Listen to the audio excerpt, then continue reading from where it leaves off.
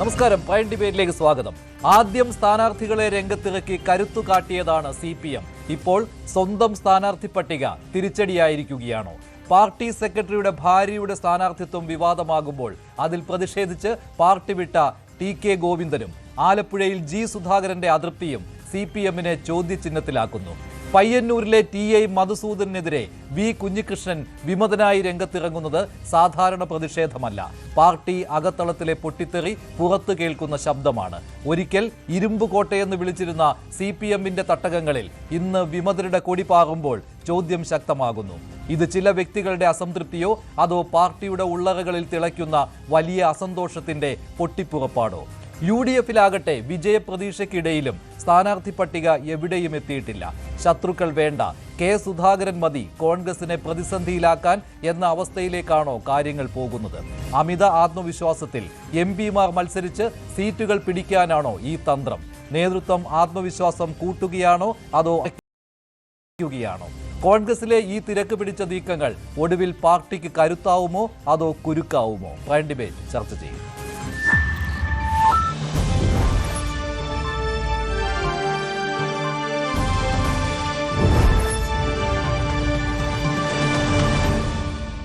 ഒടുവിൽ കേരള കോൺഗ്രസ് മാണി ഗ്രൂപ്പും സ്ഥാനാർത്ഥി പട്ടിക പ്രഖ്യാപിച്ചതോടെ LDFിലെ സ്ഥാനാർത്ഥികൾ പൂർത്തിയായി. അതേസമയം UDFിൽ കാര്യങ്ങൾ ഇപ്പോഴും ചർച്ചയിൽ തന്നെയാണ്. കോൺഗ്രസിന്റെ സ്ഥാനാർത്ഥി പട്ടികയ്ക്ക് അന്തിമ രൂപമായിട്ടില്ല.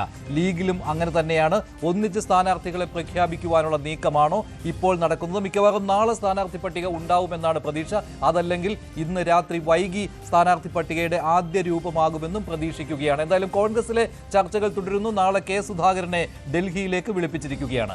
അതേസമയത്ത് ആദ്യം സ്ഥാനാർത്ഥി പട്ടിക പ്രഖ്യാപിച്ച് കരുത്തു കാട്ടിയ LDFിൽ ഇപ്പോൾ CPMലെ പട്ടികയെക്കുറിച്ചുള്ള അസംതൃപ്തി പുകയുകയാണ്. അത് ഏറ്റവും പ്രധാനമായിട്ട് തളിപ്പറമ്പിലാണ്. പാർട്ടി സംസ്ഥാന സെക്രട്ടറിയുടെ ഭാര്യയുടെ സ്ഥാനാർത്ഥിത്വമാണ് ഇവിടെ വിവാദമായിരിക്കുന്നത്. അതിൽ പ്രതിഷേധിച്ച് മുതിർന്ന നേതാവായ TK ഗോവിന്ദൻ, അദ്ദേഹം കണ്ണൂർ ജില്ലാ സെക്രട്ടേറിയറ്റ് അംഗം കൂടിയാണ്, അദ്ദേഹം പാർട്ടിയിൽ നിന്ന് പുറത്തു വന്നിരിക്കുകയാണ്.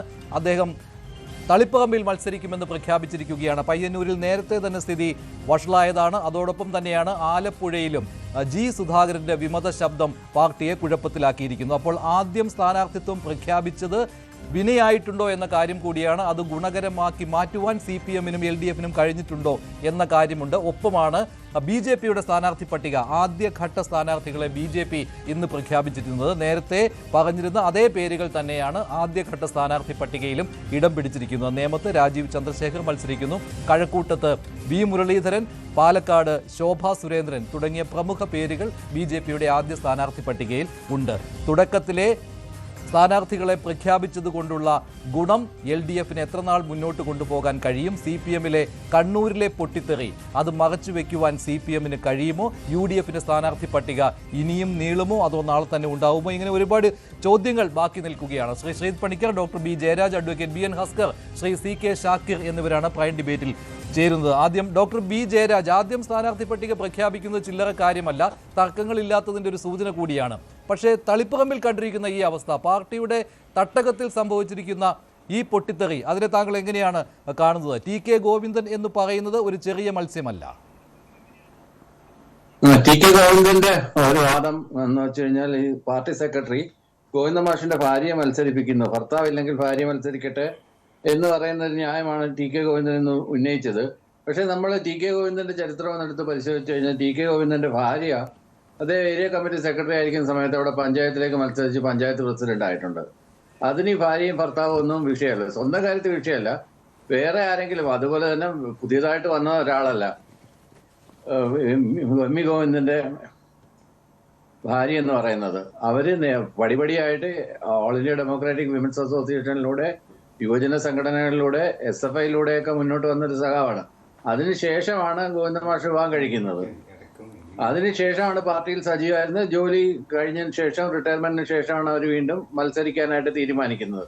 ആ ഒരു സീറ്റ് സെലക്ട് ചെയ്തെന്ന് പറഞ്ഞിട്ടുള്ള അതേ ആരോപണമാണ് ഈ ഉന്നയിച്ചിരിക്കുന്നത്. അതുകൊണ്ട് ഈ ഒരു ആരോപണം മാത്രമല്ല ഉന്നയിച്ചിരിക്കുന്നത്, ഇപ്പോൾ PK ശ്യാമളയെ കുറിച്ചുള്ള ആരോപണം മാത്രമല്ല അദ്ദേഹം ഉന്നയിച്ചിരിക്കുന്നത്. ശരിയാണ്, PK ശ്യാമളയുടെ കാര്യത്തിൽ വ്യവസായി സാജന്റെ ആത്മഹത്യയുമായി ബന്ധപ്പെട്ട് നേരത്തെ തന്നെ ഉയർന്നു വന്നിരുന്ന കാര്യങ്ങൾ, അത് ശരിവെക്കുന്ന രീതിയിലുള്ള കാര്യങ്ങൾ, പാർട്ടിയുമായിട്ട് വളരെ അടുത്ത ബന്ധം പുലർത്തുന്ന ഒരാൾ എന്ന് മാത്രമല്ല അദ്ദേഹത്തെ വിശേഷിപ്പിക്കുന്നത്, പാർട്ടിയുടെ ഒരു കരുത്തായിരുന്നു കണ്ണൂർ ജില്ലയിൽ. അദ്ദേഹമാണ് വെളിയിൽ വന്ന് ഇത്തരം കാര്യങ്ങൾ പറയുന്നത്. നേരത്തെ പൊതുസമൂഹം ചർച്ച ചെയ്ത കാര്യങ്ങൾ അത് ശരിയാണെന്ന് അദ്ദേഹത്തിന്റെ നാവിൽ നിന്ന് പുറത്തു വരികയാണ്. സാജന്റെ ആത്മഹത്യയിലേക്ക് നയിച്ച സംഭവങ്ങളിൽ PK ശ്യാമളയ്ക്ക് പങ്കുണ്ടായിരുന്നു എന്നുള്ള കാര്യം.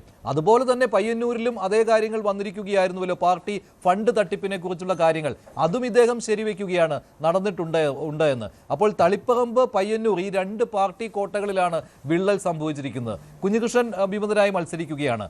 ഇത് പട്ടിക വന്നപ്പോൾ ഉണ്ടായ ആദ്യ അപശബ്ദങ്ങളാണ് പാർട്ടിയിൽ. അത് നിസ്സാരമായി തള്ളാൻ പറ്റില്ല. G സുധാകരനും പാർട്ടിക്കെതിരെ രംഗത്തെത്തി. അതും നിസ്സാരമായി തള്ളാൻ പറ്റുന്ന കാര്യമല്ല. ഇങ്ങനെയുള്ള വിമത ശബ്ദങ്ങൾ എല്ലാ കാലത്തും പാർട്ടിയെ ക്ഷീണിപ്പിച്ചിട്ടുണ്ട്, ഒരു ഇലക്ഷനിലെങ്കിലും. ഇതല്ലല്ലോ ഇപ്പൊ നമ്മൾ പ്രധാനമായിട്ട് ചർച്ച ചെയ്യുന്നത്. ഇത്തരം സ്പ്ലിന്റേഴ്സ് ഒക്കെ തീർച്ചയായിട്ടും എല്ലാ പാർട്ടികളിലും എല്ലാ സമയത്തും ഉണ്ടാവാറുണ്ട്. ഇതൊക്കെ നേരത്തെ ആന്റിസിപ്പേറ്റ് ചെയ്തിട്ടുള്ള പ്രശ്നങ്ങളായിരുന്നു. നേരത്തെ തന്നെ സുധാകരൻ പല രീതിയിലും കമന്റുകളിലൂടെ മറ്റുമൊക്കെ പ്രകടമാക്കിയതാണ്. അതുപോലെ തന്നെ അപ്പൊ അതിനെക്കുറിച്ചൊന്നും ഞാൻ പറയുന്നില്ല. ഇതിനകത്ത് പ്രധാനമായിട്ട് ഒരു സൈക്കോളജിക്കൽ എഡ്ജും അതുപോലെ തന്നെ ഒരു സോഷ്യോളജിക്കൽ എഡ്ജും ഉള്ള ഒരു സംഭവമാണ് ആദ്യം തന്നെ പൂർണ്ണമായ സ്ഥാനാർത്ഥി പട്ടിക പുറത്തിറക്കുക എന്നുള്ളത്. CPI സ്ഥാനാർത്ഥി പട്ടിക ഇറക്കിയ ഉടനെ തന്നെ ഇലക്ഷൻ കമ്മീഷന്റെ പത്രസമ്മേളനം കഴിഞ്ഞ ഉടനെ ഇന്നലെ നമ്മളെല്ലാം കണ്ടതാണ്. CPIയുടെ പട്ടിക ഇറങ്ങുന്നു, അത് കഴിഞ്ഞ ഉടനെ തന്നെ CPMന്റെ പട്ടിക ഇറങ്ങുന്നു. ഇന്ന് എന്താണ്ട് കംപ്ലീറ്റ് ആയിട്ടുള്ള പട്ടിക വന്നിട്ടുണ്ട്. അപ്പൊ ഇതിനകത്തുള്ള ഒരു പ്രധാനപ്പെട്ട ഒരു വിഷയം എന്താണെന്ന് വെച്ച് കഴിഞ്ഞാൽ, ഇവിടെ ആന്റി ഇൻകംബൻസി ഫാക്ടർ വെച്ചിട്ട് അധികാരത്തിൽ വരാമെന്നാണ് ഇവർ ധരിച്ചിരുന്നത്. പക്ഷേ ഇവിടെ ഭരണവിരുദ്ധ വികാരത്തെ എതിർക്കുന്ന ഒരുപാട് ഘടകങ്ങളുണ്ട്. ശ്രീ TK ഗോവിന്ദന്റെ ഒരു പ്രതികരണം അതുകൂടി കേട്ടതിന് ശേഷം ചർച്ചയിലേക്ക് വരാം. പാർട്ടി വിടുകയാണ് എന്ന് പ്രഖ്യാപിച്ചുകൊണ്ട് കണ്ണൂർ ജില്ലയിലെ CPMന്റെ മുതിർന്ന നേതാവായ TK ഗോവിന്ദന്റെ ഒരു പ്രതികരണം കേൾക്കാം. അതുകൊണ്ട് ആ കാലത്ത് രാഷ്ട്രീയ പ്രവർത്തനം നടത്താന്ന് പറഞ്ഞാൽ ആരും അതിന് മുന്നിലില്ല.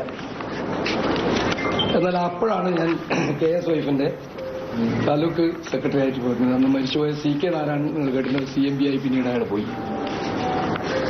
ആ CK നാരായണൻ പ്രസിഡന്റ്, സെക്രട്ടറി ഞാൻ. പിന്നീട് Thalippuram area committee KKM Pariyaram secretary ആയിട്ടുള്ള ഏരിയ കമ്മിറ്റി ഞാനും MB ഗോവിന്ദ മാഷും ഒരേ കമ്മിറ്റി മെമ്പർമാരാണ്. ആ കമ്മിറ്റിയിൽ ഞാനും ഉണ്ടായി. അന്ന് ശ്രീകണ്ഠപുരം ഏരിയ വേറെയില്ല. ഈ കൂട്ടുപുഴ പാലം മുതലിങ്ങ് ഇവരെല്ലാം എല്ലാം മലയോര മേഖലയെന്ന് ഈ തളിപ്പുറം ഏരിയയിൽ കീഴില്ല. പിന്നീടാണ് ശ്രീകണ്ഠപുരം ഏരിയ രൂപീകരിച്ചത്. ശ്രീകണ്ഠപുരം ഏരിയ രൂപീകരിച്ചപ്പോൾ പാർട്ടിയിലെ പ്രവർത്തനത്തെക്കുറിച്ചാണ് ശ്രീ TK ഗോവിന്ദൻ പറഞ്ഞത്. ശ്രീ CK ഷാക്കിർ, സൈക്കോളജിക്കലായുള്ള അഡ്വാൻറ്റേജ് എന്ന് പറയുന്നത് LDFനുണ്ട്. കാരണം ആദ്യം പട്ടിക പ്രസിദ്ധീകരിക്കുക എന്നുള്ളത് നിസ്സാരമായ ഒരു കാര്യമല്ല. ശ്രീ CK ഷാക്കിർ, നിസ്സാര കാര്യമല്ല. തർക്കങ്ങളില്ല എന്നതിൻ്റെ ഒരു ഉദാഹരണം കൂടിയാണിത്. പിന്നെ ഏത് സ്ഥാനാർത്ഥി പട്ടിക വന്നാലും ചില അസ്വാരസ്യങ്ങൾ അവിടെ ഉണ്ടാകും. പക്ഷേ നിങ്ങൾക്കൊരു പട്ടിക പോലും ഇതുവരെ പ്രസിദ്ധീകരിക്കാൻ കഴിഞ്ഞിട്ടില്ല. അതിൻ്റെ കാരണം കോൺഗ്രസ് ഇതുവരെ ചർച്ച പൂർത്തിയാക്കിയിട്ടില്ല എന്നതാണ്. അവിടെ മുതിർന്ന നേതാവ് KPCC മുൻ പ്രസിഡന്റ് K സുധാകരൻ്റെ ഇടഞ്ഞു നിൽക്കൽ അതൊരു വിഷയമായി മാറിയിട്ടുണ്ട്. അത് നിസ്സാര കാര്യമല്ല. ലീഗിനും പട്ടിക പുറത്തിറക്കാൻ കഴിയാത്ത ഒരവസ്ഥ വന്നിരിക്കുകയാണ്. അതുകൊണ്ടാണെന്ന് എനിക്ക് തോന്നുന്നു. കാരണം ലീഗിൽ ഏതാണ്ട് പട്ടിക പൂർത്തിയാക്കിയിട്ടുണ്ടെന്ന് തോന്നുന്നു. പക്ഷേ ഒന്നിച്ചു വരട്ടെ എന്നുള്ളതായിരിക്കണം. ശരി.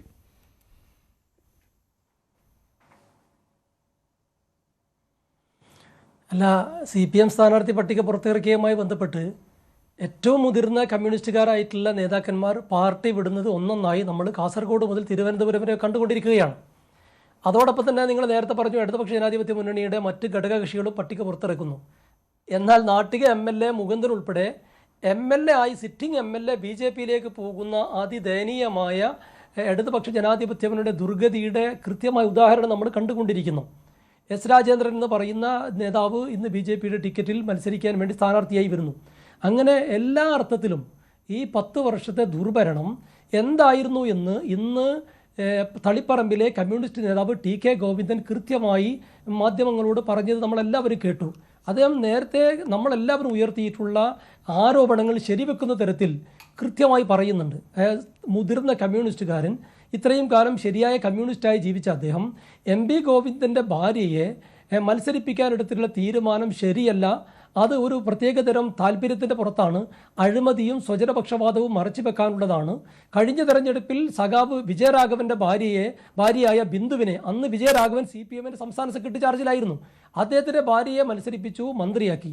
ഇത്തവണ അതോടൊപ്പം ഇപ്പോഴത്തെ സെക്രട്ടറി MV ഗോവിന്ദൻ്റെ ഭാര്യയെയും മത്സരിപ്പിക്കുകയാണ്. ഇത് CPM-ന്റെ അണികളുടെയോ പ്രവർത്തകരുടെയോ താല്പര്യത്തിലല്ല, ഇതൊരു പ്രത്യേകതരം താല്പര്യത്തിലാണ്. CPM-ലെ മുതിർന്ന നേതാക്കന്മാരുൾപ്പെടെ നാട് കടത്തുകയാണ്. ശൈലജ ടീച്ചർ എന്ന് പറയുന്ന 75 വയസ്സുള്ള അവരുടെ മുതിർന്ന നേതാവിനെ മട്ടന്നൂരിൽ നിന്നും പേരാവൂരിലേക്ക്, ഒരു വിജയസാധ്യത പോലും ഇല്ലാത്ത പേരാവൂരിലേക്ക് നാട് കടത്തുന്നു തുടങ്ങിയ ആരോപണങ്ങൾ ഉന്നയിക്കുന്നത് ഐക്യജനാധിപത്യ മുന്നണിയോ മുസ്ലിം ലീഗോ കോൺഗ്രസോ അല്ല. അത് CPM-ന്റെ ഇത്രയും കാലം അതിനു വേണ്ടി മാത്രം പ്രവർത്തിച്ചിട്ടുള്ള നേതാക്കന്മാർ മാധ്യമങ്ങളോട് വിളിച്ചു പറയുകയാണ്. ഇത് ഏതെങ്കിലും ഒറ്റപ്പെട്ട കേസല്ല. ഇന്ന് കുഞ്ഞികൃഷ്ണൻ പയ്യന്നൂരിൽ രംഗത്ത് വന്നിട്ടുള്ള നമുക്കറിയാം, അവർ പറഞ്ഞിട്ടുള്ള കാര്യങ്ങൾ അറിയാം, അവർ നിരത്തിയിട്ടുള്ള തെളിവുകളെ അറിയാം. അതുപോലെ തന്നെ G. സുധാകരൻ അമ്പലപ്പുഴയിൽ മത്സരിക്കാനിരിക്കുന്നു. അദ്ദേഹം കമ്മ്യൂണിസ്റ്റ് പാർട്ടിയുടെ ഏറ്റവും തലമുതിർന്ന കേരളത്തിലെ തന്നെ പിണറായി വിജയൻ കഴിഞ്ഞാലുള്ള ഒരു നല്ല അവശേഷിക്കുന്ന മാന്യനായ കമ്മ്യൂണിസ്റ്റാണ്. അപ്പോൾ അതുകൊണ്ട് തന്നെ സ്ഥാനാർത്ഥി നിർണയം എന്നുള്ളത് നിങ്ങൾ നേരത്തെ സത്യസന്ധമായി പറഞ്ഞതുപോലെ തെരഞ്ഞെടുപ്പ് ഇന്നലെയാണ് പ്രഖ്യാപിച്ചത്. 23-ാം തീയതി വരെ നോമിനേഷൻ കൊടുക്കാനുള്ള സമയമുണ്ട്. ഇത് എല്ലാ വശങ്ങളും പരിശോധിച്ച് ഏറ്റവും ജനങ്ങൾ ആഗ്രഹിക്കുന്ന നല്ല സ്ഥാനാർത്ഥികളെ കേരളത്തിൽ ഐക്യജനാധിപത്യ മുന്നണി വൈകാതെ അവതരിപ്പിക്കും. അതിൻ്റെ മുസ്ലിം ലീഗിനെ സംബന്ധിച്ചിട്ട് നിങ്ങൾ നേരത്തെ പറഞ്ഞതുപോലെ അതിൻ്റെ സ്ഥാനാർത്ഥി പട്ടിക വളരെ കൃത്യമായി എല്ലാ ജനാധിപത്യ മര്യാദകളും പാലിച്ചുകൊണ്ട് ബഹുമാന്യനായ പാണക്കാട് സാദിഖ് അലി ശിഹാബ് തങ്ങൾ പ്രഖ്യാപിക്കുമെന്ന് ഇന്ന് അല്പസമയം മുമ്പ് മലപ്പുറത്ത് അദ്ദേഹം. പക്ഷേ ഇങ്ങനെ പറയുമ്പോൾ ഈ പ്രാദേശികമായിട്ടുള്ള വിഷയങ്ങൾ നിങ്ങളെയും ബാധിച്ചിട്ടുണ്ട്. മങ്കടയിൽ തന്നെ നിങ്ങൾക്കും വിഷയമുണ്ട്, ഇല്ലെന്ന് പറയാൻ പറ്റില്ലല്ലോ. അല്ല, പ്രാദേശികമായ വിഷയങ്ങളല്ല. ഇതൊരു ജനാധിപത്യ പാർട്ടിയാണ്. ഈ ജനാധിപത്യ പാർട്ടിയിൽ സ്വാഭാവികമായും വ്യത്യസ്ത അഭിപ്രായങ്ങളുണ്ട്. ഈ ഒരുപാട് അഭിപ്രായങ്ങൾ ചേർന്ന് ഒരു തീരുമാനമാകുന്നതാണ് ജനാധിപത്യം എന്നുള്ളത്. അല്ല, CPM അങ്ങനെയല്ല. അല്ല നിങ്ങൾ മനസ്സിലാക്കേണ്ടത് ഇന്ത്യൻ യൂണിയൻ മുസ്ലിം ലീഗിനെ സംബന്ധിച്ചിടത്തോളം അതിന്റെ സുപ്രീം നേതാവ് പാണക്കാട് സാദിഖ് അലി ശിഹാബ് തങ്ങൾക്ക് ഇതിന്റെ അന്തിമ തീരുമാനം എടുക്കാൻ വേണ്ടി പാർട്ടി തീരുമാനിക്കുകയും, എന്നാൽ തങ്ങൾ താഴെ തട്ട് മുതൽ ഇന്ന് നിങ്ങൾക്കറിയാം മലപ്പുറത്ത് എല്ലാ സംസ്ഥാന ഭാരവാഹികളെയും മങ്കടയിൽ സ്ഥാനാർത്ഥി ആരെന്ന് പോലും തീരുമാനമായിട്ടില്ല. അതിനു മുൻപ് തന്നെ ഒരു പ്രധാനപ്പെട്ട രാജി അവിടെ നടന്നു എന്നുള്ളതാണ്. രാജിയാണോ പുറത്താക്കുകയാണോ ചെയ്തത് അവിടുത്തെ ഒരു പ്രാദേശിക നേതാവിനെ? അവിടെ അല്ല, രാജ്യം സംഭവിച്ചിട്ടില്ല, പുറത്താക്കൽ നടന്നിട്ടില്ല. മഞ്ജുഷയെ തെറ്റിദ്ധരിച്ചതാണ്. അവിടെ പാർട്ടി അച്ചടക്കം വളരെ പ്രധാനമാണ്. ഇതൊരു ജനാധിപത്യ പാർട്ടിയാണ്. ഏറ്റവും മനോഹരമായി എല്ലാവരെയും ഉൾക്കൊള്ളുന്ന, എല്ലാവർക്കും മാന്യത കൽപ്പിക്കുന്ന ഒരു നല്ല അച്ചടക്ക ജനാധിപത്യ രീതിയാണ് മുസ്ലിം ലീഗിലുള്ളത്.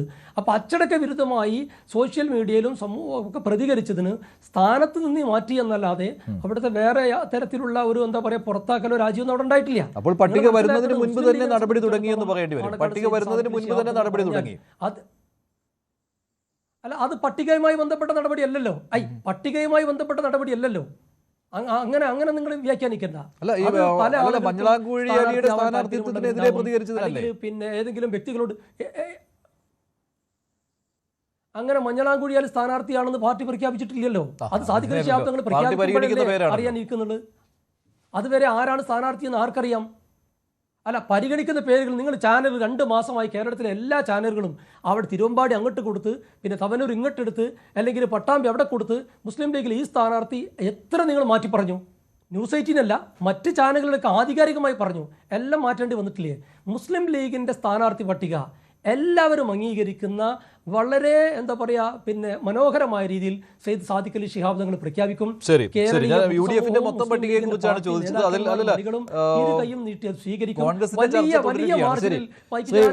ശ്രീജിത് പണിക്കർ, ഇത് ഒരു സൈക്കോളജിക്കലായുള്ള അഡ്വാൻറ്റേജ് ഈ ഘട്ടത്തിൽ CPM-നും LDF-നും ഉണ്ടോ? അതോ ഈ കണ്ണൂരിലെ ഈ പൊട്ടിത്തെറി അത് ബുദ്ധിമുട്ടിലാക്കിയിട്ടുണ്ടോ? UDF-ന്റെ എന്തായാലും അനന്തമായി വൈകുകയൊന്നുമില്ല, നാളെയോടുകൂടി മിക്കവാറും പട്ടിക ആയേക്കും. ശ്രീ മഞ്ജുഷ, ആദ്യമേ തന്നെ സ്ഥാനാർത്ഥി നിർണയം നടത്തി സ്ഥാനാർത്ഥികളെ പ്രഖ്യാപിച്ചു എന്നതുകൊണ്ട് താൽക്കാലികമായിട്ടുള്ള ഒരു മൈനർ എഡ്ജ് എന്നതിനപ്പുറത്തേക്ക് മറ്റൊരു തരത്തിലുള്ള ഗുണവും അതുകൊണ്ടുണ്ട് എന്ന് ഞാൻ കരുതുന്നില്ല. അത് ആൾക്കാരിലേക്ക് കൊടുക്കുന്ന സന്ദേശം എന്ന് പറയുന്നത് ഞങ്ങളുടെ ബെറ്റർ പ്രിപ്പയർഡാണ്, ഞങ്ങളുടെ പ്രിപ്പയർഡ്നെസ്സിനെ ഇത് കാണിക്കുന്നു എന്ന രീതിയിലത്തേക്കുള്ള ഒരു കാര്യം മാത്രമേ ഉള്ളൂ. ഞങ്ങൾ ഇന്ന സ്ഥാനാർത്ഥികളെ ഐഡന്റിഫൈ ചെയ്തിട്ടുണ്ട്, മറ്റുള്ള പാർട്ടിക്കാർ ആരെയൊക്കെയാണ് ഫീൽഡ് ചെയ്യുന്നത് എന്നതൊന്നും തന്നെ ഞങ്ങളുടെ സ്ഥാനാർത്ഥി നിർണയത്തെ ബാധിക്കുന്നതല്ല എന്ന രീതിയിലത്തേക്കുള്ള ഒരു കോൺഫിഡൻസിന്റെ ഒരു പ്രകടനം എന്ന രീതിയിലത്തേക്ക് മാത്രമേ അതിനെ കാണേണ്ടതുള്ളൂ. അതുകൊണ്ട് ഏതെങ്കിലും തരത്തിലുള്ള ഒരു അപ്പർ ഹാൻഡ് അവർക്ക് കിട്ടി എന്നുള്ള അർത്ഥമില്ല. കാരണം ഒരു തെരഞ്ഞെടുപ്പ് വരുന്ന സമയത്ത്, പ്രത്യേകിച്ച് 5 വർഷം ഒരു സർക്കാർ പൂർത്തിയാക്കിയതിന് ശേഷം വരുന്ന തെരഞ്ഞെടുപ്പിൽ നിശ്ചയമായും ആ സർക്കാരിൻ്റെ ഏത് രീതിയിലത്തേക്കുള്ള പ്രവർത്തനമായിരുന്നു എന്നതിനെക്കുറിച്ച് തന്നെയാണ് ആ തെരഞ്ഞെടുപ്പിൽ ചർച്ചയാകാൻ പോകുന്നത് എന്നതിനെക്കുറിച്ച് നമുക്കറിയാം. തന്നെയുമല്ല, LDFന്റെ സ്ഥാനാർത്ഥികളുടെ പ്രഖ്യാപനം ആദ്യമേ ഉണ്ടായി എന്നതുകൊണ്ട് പൊതുജനം മറ്റുള്ള പാർട്ടികളുടെ സ്ഥാനാർത്ഥി പ്രഖ്യാപനത്തെ ഉറ്റുനോക്കുന്നില്ല എന്നൊരർത്ഥവുമില്ല. ഇപ്പോൾ BJPയുടെ ഏറെക്കുറെ സ്ഥാനാർത്ഥികളെ ഇന്ന് പ്രഖ്യാപിച്ചു. അത് ആൾക്കാർ, മാധ്യമങ്ങളൊക്കെ തന്നെ ഫോളോ ചെയ്യുന്നുണ്ട്. അടുത്ത ദിവസങ്ങളിൽ കോൺഗ്രസിന്റെയും ലീഗിന്റെയും സ്ഥാനാർത്ഥികൾ. അപ്പോൾ ആ സമയത്ത് എന്തോ കേട്ടില്ല. ഓക്കെ, അങ്ങനെ പിന്നെ ലീഗിന്റെയും കോൺഗ്രസിന്റെയും സ്ഥാനാർത്ഥികളുടെ പേര് വരും. അപ്പോൾ ആ സമയത്തെല്ലാം തന്നെ ആൾക്കാർ ഇതിനെ ഉറ്റുനോക്കും. എന്നിട്ട് പിന്നീട് നടക്കുന്ന ഒരു 2.5 ആഴ്ചയുള്ള വലിയ രീതിയിലത്തേക്കുള്ള ഒരു എന്താ പറയുന്ന ക്യാമ്പയിൻ, അതാണ് ഇവിടെ നടക്കാൻ പോകുന്നത്. ആ സമയത്ത് എന്താണ് നറേറ്റീവ് എന്നുള്ളത് ഓരോ പാർട്ടികളും സെറ്റ് ചെയ്തിട്ട് അതിനനുസരിച്ചിട്ടായിരിക്കും പോവുക. ഇപ്പോൾ സർക്കാരിനെ അറ്റാക്ക് ചെയ്യുന്നതിനുള്ള നിരവധി വിഷയങ്ങളുണ്ട്. ആ വിഷയങ്ങളെയൊക്കെ തന്നെ കവർ ചെയ്യുന്നതിന് ആദ്യമേ തന്നെ സ്ഥാനാർത്ഥികളെ പ്രഖ്യാപിച്ചതുകൊണ്ട് എന്തെങ്കിലും രീതിയിലത്തേക്കുള്ള ഒരു അപ്പർ ഹാൻഡ് ഇവിടെ ഇല്ല. തന്നെയുമല്ല, സ്ഥാനാർത്ഥികളെ നിർണ്ണയിക്കുന്ന സമയത്ത് ഒന്ന്, ഞങ്ങൾ എതിരാളികൾ ആരൊക്കെയാണ് ഓരോ മണ്ഡലത്തിലും മത്സരിക്കുന്നത് എന്നതിനെ നോക്കിയിട്ടല്ല ഞങ്ങളുടെ സ്ഥാനാർത്ഥി നിർണ്ണയത്തിൻ്റെ മാനദണ്ഡം തീരുമാനിക്കുന്നത് എന്നൊരു മെസ്സേജ് ഉള്ളപ്പോൾ പോലും ആഭ്യന്തരമായിട്ടുള്ള പല പടലപ്പിണക്കങ്ങളും ഉണ്ട് എന്നും എല്ലാവരുടെയും താല്പര്യങ്ങൾ ഇവിടെ പരിഗണിക്കപ്പെട്ടിട്ടില്ല എന്നുള്ള ഒരു സന്ദേശം ഇതിനോടകം തന്നെ LDFന്റെ സ്ഥാനാർത്ഥി നിർണയവുമായി ബന്ധപ്പെട്ട് പുറത്തു വന്നിരിക്കുകയാണ്. അത് CPM മാത്രമല്ല CPI-ലും അങ്ങനെയുണ്ട്. നാട്ടികയിൽ CC മൂന്നിന്റെ കാര്യത്തിൽ കണ്ടല്ലോ, ഇന്ന് CC മൂന്നൻ BJP-യിൽ ചേരുകയും ചെയ്തു. കേരള കോൺഗ്രസിലും അങ്ങനെ ഒരു തർക്കമുണ്ട്. കേരള കോൺഗ്രസിലും ഉണ്ട്, ഉണ്ട്. നമ്മൾ നേരത്തെ അജിത്തിന്റെ കാര്യം നമ്മൾ NCP-യിലുണ്ട്. NCP-യിൽ ശശീന്ദ്രൻ 8ാം തവണ മത്സരിക്കാൻ പോവുകയാണ്. അതെ, മത്സരിക്കുകയാണ്. അപ്പൊ ഞാൻ പറഞ്ഞത്, ഇതെല്ലാം തന്നെ ആൾക്കാർ വളരെ കൃത്യമായിട്ട് കാണുന്നതാണ്. ഇതിനെക്കുറിച്ച് എല്ലാവർക്കും കൃത്യമായിട്ടുള്ള ഒപ്പീനിയൻ ഉണ്ട്.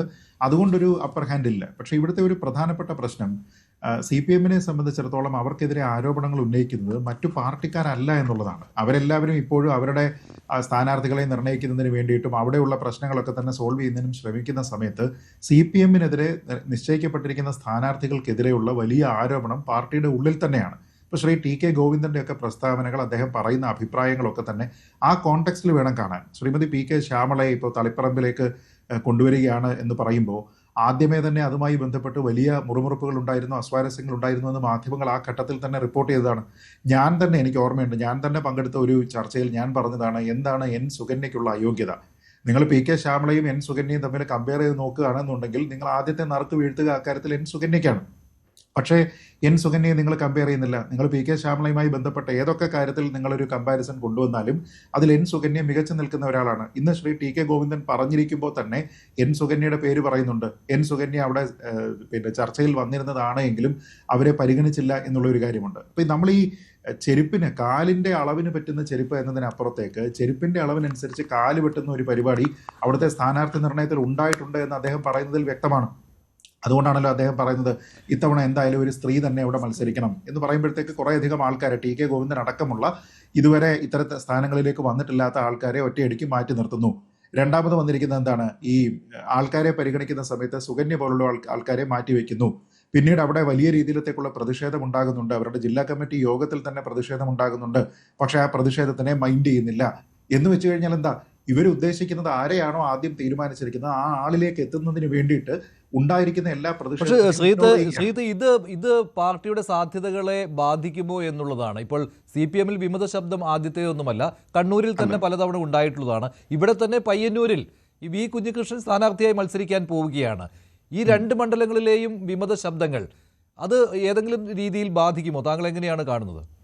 അല്ലത് ആൾക്കാരിലേക്ക്, ആ മണ്ഡലങ്ങളിൽ മാത്രമല്ല മറ്റുള്ള സ്ഥലങ്ങളിലേക്ക് മൊത്തത്തിൽ കൊടുക്കുന്ന ഒരു ഫീലറുണ്ട്. ഇപ്പോൾ ഉദാഹരണത്തിന് പയ്യന്നൂരിൽ ശ്രീ TK ഗോവിന്ദൻ പറയുന്ന ആ ഒരു ഭാഷ്യം തന്നെ എടുത്തു കഴിഞ്ഞാൽ പാർട്ടി പറയുന്ന കണക്കുകളിലല്ല, മറിച്ച് കുഞ്ഞികൃഷ്ണൻ പറയുന്ന കണക്കുകളിലാണ് പാർട്ടി പ്രവർത്തകർക്ക് പോലും വിശ്വാസം. ഈ ധൻരാജ് രക്തസാക്ഷി ഫണ്ടുമായി ബന്ധപ്പെട്ട് ആ രീതിയിലത്തേക്കുള്ള ഒരു സ്റ്റേറ്റ്മെന്റ് പോലും വരുന്നുണ്ട്. എന്ന് വെച്ച് കഴിഞ്ഞാൽ പാർട്ടി അംഗങ്ങളെ കൺവിൻസ് ചെയ്യിപ്പിക്കുന്നതിന് പാർട്ടിക്ക് സാധിച്ചിട്ടില്ല. അപ്പോൾ ഈ പാർട്ടിയുടെ ഒരു നേച്ചർ അനുസരിച്ച്, അതിൻ്റെ കേഡർ സ്വഭാവം അനുസരിച്ച് ഇവരാരും തന്നെ അങ്ങ് തെരുവിലിറങ്ങി അങ്ങ് വലിയ പ്രക്ഷോഭങ്ങളോ കാര്യങ്ങളോ ഒന്നും ഉണ്ടാക്കില്ല. സാധാരണഗതിയിൽ പാർട്ടി തെറ്റായിട്ടാണ് പോവുകയെന്ന് തോന്നുകയാണെങ്കിൽ അവർ ചെയ്യുക. ഇവർക്ക് ഈ എല്ലാ ബ്രാഞ്ച്, ലോക്കൽ കമ്മിറ്റി, ഇങ്ങനെയൊക്കെ പല കമ്മിറ്റികളും ഒക്കെ ഉണ്ട് എങ്കിൽ പോലും അവരത് പ്രകടിപ്പിക്കുന്നത് സാധാരണ ഈ വോട്ടിംഗ് മെഷീനിലാണ്. അപ്പോൾ അങ്ങനെയുള്ള ഒരു കാര്യം അവിടെ ഉണ്ടാകാനുള്ള സാധ്യതയുണ്ട്. ഇത് ഞാൻ മറ്റ് സ്ഥലങ്ങളിലേക്കും ആംപ്ലിഫൈ ചെയ്യപ്പെടാനുള്ള സാധ്യതയുണ്ട് എന്ന് പറയുന്നതിൻ്റെ കാരണം ഇത് കേവലം ഒരു മലബാർ വിഷയമല്ല. മറിച്ച് മറ്റുള്ള സ്ഥലങ്ങളിൽ ഇപ്പോൾ നമുക്കറിയാമല്ലോ, ആലപ്പുഴയിൽ വിഷയമുണ്ട്, ഇടുക്കിയിൽ വിഷയമുണ്ട്, ഇങ്ങ് കൊട്ടാരക്കരയിൽ വിഷയമുണ്ട്, ഇങ്ങനെ പാലക്കാട് വിഷയമുണ്ട്. ഇങ്ങനെ പല സ്ഥലങ്ങളിൽ CPM-മായി ബന്ധപ്പെട്ട് ആഭ്യന്തരമായിട്ടുള്ള പടലപ്പിടക്കങ്ങളുമായി ബന്ധപ്പെട്ട് വളരെ സീസൺഡ് ആയിട്ടുള്ള നേതാക്കന്മാരോട് പാർട്ടി സ്വീകരിക്കുന്ന സമീപനവുമായി ബന്ധപ്പെട്ട് പരക്കെ ആക്ഷേപമുണ്ട്. അപ്പോൾ അങ്ങനെയുള്ള ആക്ഷേപം നിലനിൽക്കുന്ന സമയത്ത് പ്രത്യേകിച്ച് ശ്രീ ജി സുധാകരൻ പോലെയുള്ള സ്ഥാനാർത്ഥികൾക്ക് കോൺഗ്രസ് പിന്തുണ കൊടുക്കുന്നു എന്ന രീതിയിലേക്കുള്ള ഒരു തീരുമാനത്തിലേക്കൊക്കെ വരുന്ന സമയത്ത് അത് ആൾക്കാരിൽ മൊത്തത്തിലുള്ള ഒരു ചിന്തയില്ലേ, ഈ രീതിയിലേക്കുള്ള ഒരു ചിന്തയിലേക്ക് നയിക്കാനുള്ള സാധ്യതയുണ്ട്. അപ്പോൾ അതുകൊണ്ട് അത് കേവലം തളിപ്പറമ്പ് മണ്ഡലത്തിലെയോ അല്ലെങ്കിൽ ഇപ്പോൾ ശ്രീമതി ശൈലജ മത്സരിക്കുന്നത് എന്തുകൊണ്ട് മട്ടന്നൂരിൽ തുടർന്നുകൂടാ, എന്തുകൊണ്ട് സണ്ണി ജോസഫിനെതിരെ അയക്കണം, അങ്ങനെ ഈ പ്രായത്തിൽ 70 കഴിഞ്ഞ ഒരാളിനെ അങ്ങനെ ഒരു കോട്ട വെട്ടിപ്പിടിക്കുന്നതിന് വേണ്ടിയിട്ട് അയക്കുകയാണോ വേണ്ടത്, എങ്കിൽ എന്തുകൊണ്ടാണ് നിങ്ങൾ കുറച്ചുകൂടി സേഫ് ആയിട്ടുള്ള സീറ്റ് ശ്യാമളയ്ക്ക് കൊടുത്തത്? അപ്പോൾ നിങ്ങൾ ഭരണത്തിൽ ഇരിക്കുകയാണ് എങ്കിൽ അല്ലെങ്കിൽ നിയമസഭയിലേക്ക് ഒരാളിനെ കൊണ്ടുവരുന്ന സമയത്ത് ഷുവർ ഷോട്ട് സീറ്റായിട്ട് നിങ്ങൾ അവിടെ ശ്യാമളയുടെ കസേര ഉറപ്പിക്കുകയും എന്നാൽ ശൈലജ ടീച്ചർ വേണമെങ്കിൽ പോയി അംഗം വെട്ടി ജയിച്ചു വരട്ടെ എന്ന രീതിയിലേക്ക് തീരുമാനിക്കുകയും ചെയ്യുന്നു എന്നൊക്കെ പറഞ്ഞു കഴിഞ്ഞാൽ അണികളിലേക്ക് അത് കൊടുക്കുന്ന സന്ദേശം നല്ലതല്ല. സാധാരണഗതിയിൽ അങ്ങനെ സീസൺഡ് ആയിട്ടുള്ള ഒരു പൊളിറ്റീഷ്യന് പകരം കുറച്ചുകൂടി ഫ്രഷ് ആയിട്ടുള്ള ഒരാളിനെയാണ് അയക്കുക. എല്ലാ പാർട്ടികളും സാധാരണ അങ്ങനെയാണ് ചെയ്യുന്നത്. പക്ഷേ ഇവിടെ പാർട്ടി സ്വീകരിക്കുന്ന ചില നിലപാടുകൾ ചില ആൾക്കാരെ ഒതുക്കുന്നതിന് വേണ്ടിയിട്ടാണെങ്കിലും നിങ്ങളുടെ പൊസിഷൻ നിങ്ങൾ ആർജിച്ചു വരൂ എന്ന രീതിയിലത്തേക്കുള്ള ഒരു സന്ദേശം കൊടുക്കുകയും എന്നാൽ മറ്റു ചില ആൾക്കാർക്ക് ഒരു ഫ്രീ റൺ കൊടുക്കുകയും ഒക്കെ ചെയ്യുന്ന രീതിയിലത്തേക്കാണ് എന്ന് പറയുന്നത്. പാർട്ടിക്കുള്ളിൽ തന്നെയാണ് ആ അഭിപ്രായ പ്രകടനം ഉണ്ടാകുന്നത് എന്നതാണ് ഏറ്റവും പ്രധാനപ്പെട്ട കാര്യം. പക്ഷേ ഇവിടെ മറ്റൊരു കാര്യം എന്ന് പറയുന്നത് കോൺഗ്രസ് ഇങ്ങനെ CPM-ൽ വിമത ശബ്ദം ഉയർത്തി നിൽക്കുന്ന നേതാക്കളെ പിന്തുണയ്ക്കണോ വേണ്ടയോ എന്നുള്ള കാര്യത്തിൽ ഒരു രണ്ട് നിലപാടിലാണെന്ന് തോന്നുന്നു. പൂർണ്ണമായിട്ടും എല്ലാ സ്ഥലങ്ങളിലും ഇപ്പോൾ അമ്പലപ്പുഴയിൽ ജി സുധാകരനെ പിന്തുണയ്ക്കാൻ പോകും എന്നുള്ള കാര്യത്തിൽ ഇപ്പോൾ സംശയമില്ല. പക്ഷേ പയ്യന്നൂരിലും അതുപോലെ തന്നെ തളിപ്പറമ്പിലും അത് വേണോ വേണ്ടയോ എന്നതിൽ ഒരാലോചന വേണ്ടി വരില്ലേ? തീർച്ചയായിട്ടും അത് ഉണ്ടാകാനുള്ള സാധ്യത വളരെ കൂടുതലാണ്. സത്യത്തിൽ കോൺഗ്രസ് അവിടെ സ്വീകരിക്കേണ്ടുന്ന ഒരു സ്ട്രാറ്റജി ഏറ്റവും പ്രധാനമായിട്ട് ഞാൻ കരുതുന്നത് അവരുടെ തന്നെ കാൻഡിഡേറ്റിന്റെ വിജയസാധ്യതയാണ് പരിഗണിക്കേണ്ടത്. ആ വിജയസാധ്യതയും അല്ലെങ്കിൽ അവർക്ക് കിട്ടാവുന്ന ട്രഡീഷണലായിട്ട് കിട്ടാവുന്ന വോട്ടുകൾ എത്രയാണ് എന്നതിനെക്കുറിച്ചും ഒപ്പം ഒരു വിമത ശബ്ദം ഉയർത്തി നിൽക്കുന്ന അതിപ്പോൾ TK ഗോവിന്ദൻ ആയിക്കോട്ടെ അല്ലെങ്കിൽ കുഞ്ഞികൃഷ്ണൻ ആയിക്കോട്ടെ അല്ലെങ്കിൽ നമ്മൾ ഈ പറയുന്ന ജി സുധാകരൻ ആയിക്കോട്ടെ, ഇവർക്ക് ഇൻഡിവിജ്വലി എത്രത്തോളം വോട്ട് സമാഹരിക്കാൻ കഴിയും, അങ്ങനെയാണ് എങ്കിൽ അതൊരു ഇമ്പാക്ട് അവിടെ ഉണ്ടാക്കാൻ കഴിയുമോ എന്നതിന്റെ അടിസ്ഥാനത്തിൽ പിന്തുണ കൊടുക്കുന്നതാണ് അവർക്ക് നല്ലത്. നാട്ടികയിൽ കോൺഗ്രസ് അതിന് വഴങ്ങിയില്ല. നാട്ടികയിൽ ഇപ്പോൾ CC മുകുന്ദനെ ഒപ്പം കൂട്ടുവാൻ കോൺഗ്രസ് തയ്യാറായില്ല. അപ്പോൾ ആ ആലോചന ഉണ്ടായിട്ടുണ്ടാവണം കോൺഗ്രസിനുള്ളിൽ. അല്ലെങ്കിൽ CC മുകുന്ദനെ വളരെ എളുപ്പത്തിൽ കോൺഗ്രസിന് കൊണ്ടുപോകാവുന്നതേ ഉണ്ടായിരുന്നുള്ളൂ. കാരണം CC മുകുന്ദന് താല്പര്യം BJP ആയിരുന്നില്ല, കോൺഗ്രസ് ആയിരുന്നു. അതെ, തീർച്ചയായിട്ടും. അപ്പോൾ ഞാൻ പറയുന്നത് അതിൽ ഒരു വിന്നബിലിറ്റി എന്നുള്ള ഒരു ഫാക്ടർ, പിന്നെ ഈ പറഞ്ഞതുപോലെ ആൾക്കാരുടെ മനസ്സിലേക്ക് കൊടുക്കുന്ന സന്ദേശം. ഇപ്പം ഞാൻ കരുതുന്നില്ല ഈ കുഞ്ഞികൃഷ്ണൻ ധനരാജ് ഫണ്ടുമായി ബന്ധപ്പെട്ട് ഒരുപക്ഷെ കേരളത്തിൽ ഇന്ന് എല്ലാ ആൾക്കാരും ചിന്തിക്കുന്നത് ഏത് രീതിയിലത്തേക്കാണോ അതിന് പയനിയർ ചെയ്തിരിക്കുന്നത് അദ്ദേഹം മാത്രമാണ്, അദ്ദേഹത്തിൻ്റെ മാത്രമായിട്ടുള്ള ഒരു എഫേർട്ടാണ്. അപ്പോൾ അദ്ദേഹത്തിൻ്റെ ഉള്ളിൽ ഒരു റൈറ്റിയസ് ആയിട്ടുള്ള ഒരു പൊതുപ്രവർത്തകനുണ്ട് എന്ന രീതിയിലത്തേക്കുള്ള ഒരു സന്ദേശം ആൾക്കാരിലേക്ക് വന്നിട്ടുണ്ട്. അങ്ങനെയുള്ള ഒരാളിനെ പിന്തുണയ്ക്കുന്നത് കൊണ്ട് കോൺഗ്രസിന് നഷ്ടമുണ്ട് എന്ന് ഞാൻ കരുതുന്നില്ല. കാരണം ഇത് അവരുടെ സാധ്യതകളെ, കോൺഗ്രസിന്റെ സാധ്യതകളെ വർദ്ധിപ്പിക്കുന്നതിനോടൊപ്പം തന്നെ ഭരണം തുടർച്ച കിട്ടുന്നതിന് വേണ്ടിയിട്ട് CPM-ന്റെ ഒരു സീറ്റിനെ കുറയ്ക്കുക എന്നുള്ള ഒരു ഉദ്ദേശം കൂടി അവിടെ ഉണ്ട് എന്നുള്ളത് പ്രധാനമാണ്. ഇപ്പോൾ ശ്രീ TK ഗോവിന്ദൻ പറഞ്ഞിരിക്കുന്ന ഒരു പ്രസ്താവന നോക്കൂ. അവിടെ സിറ്റിംഗ് MLA-യുമായി ബന്ധപ്പെട്ട ഒരു ആരോപണം ഉണ്ടാകുമ്പോൾ അദ്ദേഹത്തിന്റെ ഭാഗത്തു നിന്ന് കൃത്യമായിട്ടുള്ള കണക്കുകളോ വിശദീകരണങ്ങളോ ഉണ്ടാകാതിരിക്കുന്ന സമയത്ത് പാർട്ടി എന്ത് തരത്തിലുള്ള നടപടിയാണ് എടുക്കുന്നത്? അല്പം മാറി നിൽക്കാനായിട്ട് ആവശ്യപ്പെടുന്നു, പക്ഷേ കണക്കുകളോ കാര്യങ്ങളോ ഇല്ല. കൃത്യമായിട്ടുള്ള കണക്കുകളാണ് അദ്ദേഹത്തിൻ്റെത് എന്നൊരു വിശ്വാസം അവർ പ്രകടിപ്പിക്കുന്നു. അങ്ങനെയെങ്കിൽ അദ്ദേഹത്തിനെ എന്തുകൊണ്ട് മാറ്റി നിർത്തുന്നു? എന്തുകൊണ്ട് പ്രവർത്തകരിൽ ആ വിശ്വാസം ഉണ്ടാകുന്നില്ല? അപ്പോൾ അതിനർത്ഥം അവിടെ എന്തോ ഒരു പ്രശ്നം പാർട്ടിയുടെ ഭാഗത്തുണ്ട് എന്ന് ചിന്തിക്കുന്ന ആൾക്കാരുണ്ട്. ഈ ആൾക്കാർ എത്രത്തോളമാണ് എന്നുള്ളത് CPM പോലെ ഒരു കേഡർ സംവിധാനമുള്ള ഒരു പാർട്ടിയിൽ നമുക്കറിയില്ല. അത് അറിയണമെങ്കിൽ അത് തെരഞ്ഞെടുപ്പിൽ വോട്ടിങ്ങിൽ കൂടി റിഫ്ലക്ട് ചെയ്യണം. അങ്ങനെയുള്ള കാര്യങ്ങളിൽ ആശയപരമായിട്ടുള്ള പിന്തുണ നൽകുക എന്നത് കോൺഗ്രസിനെ സംബന്ധിച്ചിടത്തോളം CPM-ന്റെ സാധ്യതകളെ കുറയ്ക്കുന്നതാണ്.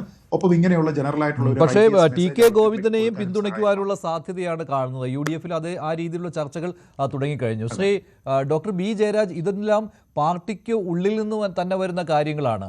അതാണ് ഇതൊരു പാർട്ടി കാര്യമായിട്ട് ജനങ്ങളുടെ മുന്നിലേക്ക് എത്തുമെന്ന് പറയുന്നത്. അതുമാത്രമല്ല കുഞ്ഞികൃഷ്ണനൊക്കെ പയ്യന്നൂരിൽ കിട്ടിയ പാർട്ടിക്കാരുടെ പിന്തുണ അത് വലുതായിരുന്നു. അദ്ദേഹത്തിൻ്റെ പുസ്തകത്തിൻ്റെ പ്രകാശന ചടങ്ങിലൊക്കെ കണ്ടത് വലിയ പിന്തുണയായിരുന്നു. സമാനമായിട്ട് TK ഗോവിന്ദനും ഉണ്ടാകും. അദ്ദേഹം ചെറിയ നേതാവല്ല. അദ്ദേഹം ഇതിനെക്കുറിച്ച് മനസ്സിലാക്കി തന്നെ പാർട്ടിയിൽ നിന്ന് എന്തെല്ലാം വിഷമതകൾ അദ്ദേഹത്തിന് ഉണ്ടാകും എന്ന് മുൻകൂട്ടി അറിയാവുന്നയാളാണ്. അത് കണ്ട് തന്നെയാണ് അദ്ദേഹം ഇറങ്ങി പുറപ്പെട്ടിട്ടുള്ളത്. അപ്പോൾ UDF അങ്ങനെ പിന്തുണ കൊടുക്കാൻ തയ്യാറായാൽ പാർട്ടി ബുദ്ധിമുട്ടിലാകും. അത് ചെറിയയിടത്തല്ല, പാർട്ടിയുടെ തട്ടകങ്ങളിൽ തന്നെയാണ്.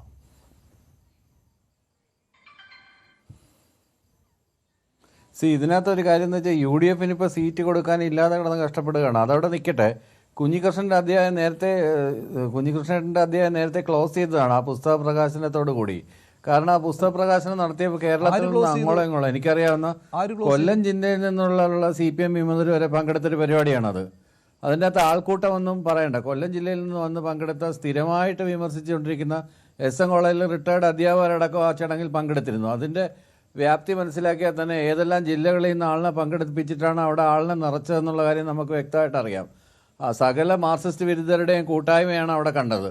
അതുപോലെ തന്നെ സുധാകരൻ പോയപ്പോഴും ഇതുപോലെയുള്ള ആൾക്കൂട്ടങ്ങൾ കുറച്ച് സമയത്തേക്ക് ഉണ്ടാവും. അത് പക്ഷേ സ്ഥായിയായിട്ട് നിൽക്കില്ല. ഇവർ നേരത്തെ തുടങ്ങിയതാണല്ലോ. കുഞ്ഞികൃഷ്ണനാണെങ്കിലും സുധാകരനാണെങ്കിലും ഗോവിന്ദനാണെങ്കിലും നേരത്തെ തന്നെ തുടങ്ങിയ പരിപാടിയാണിത്.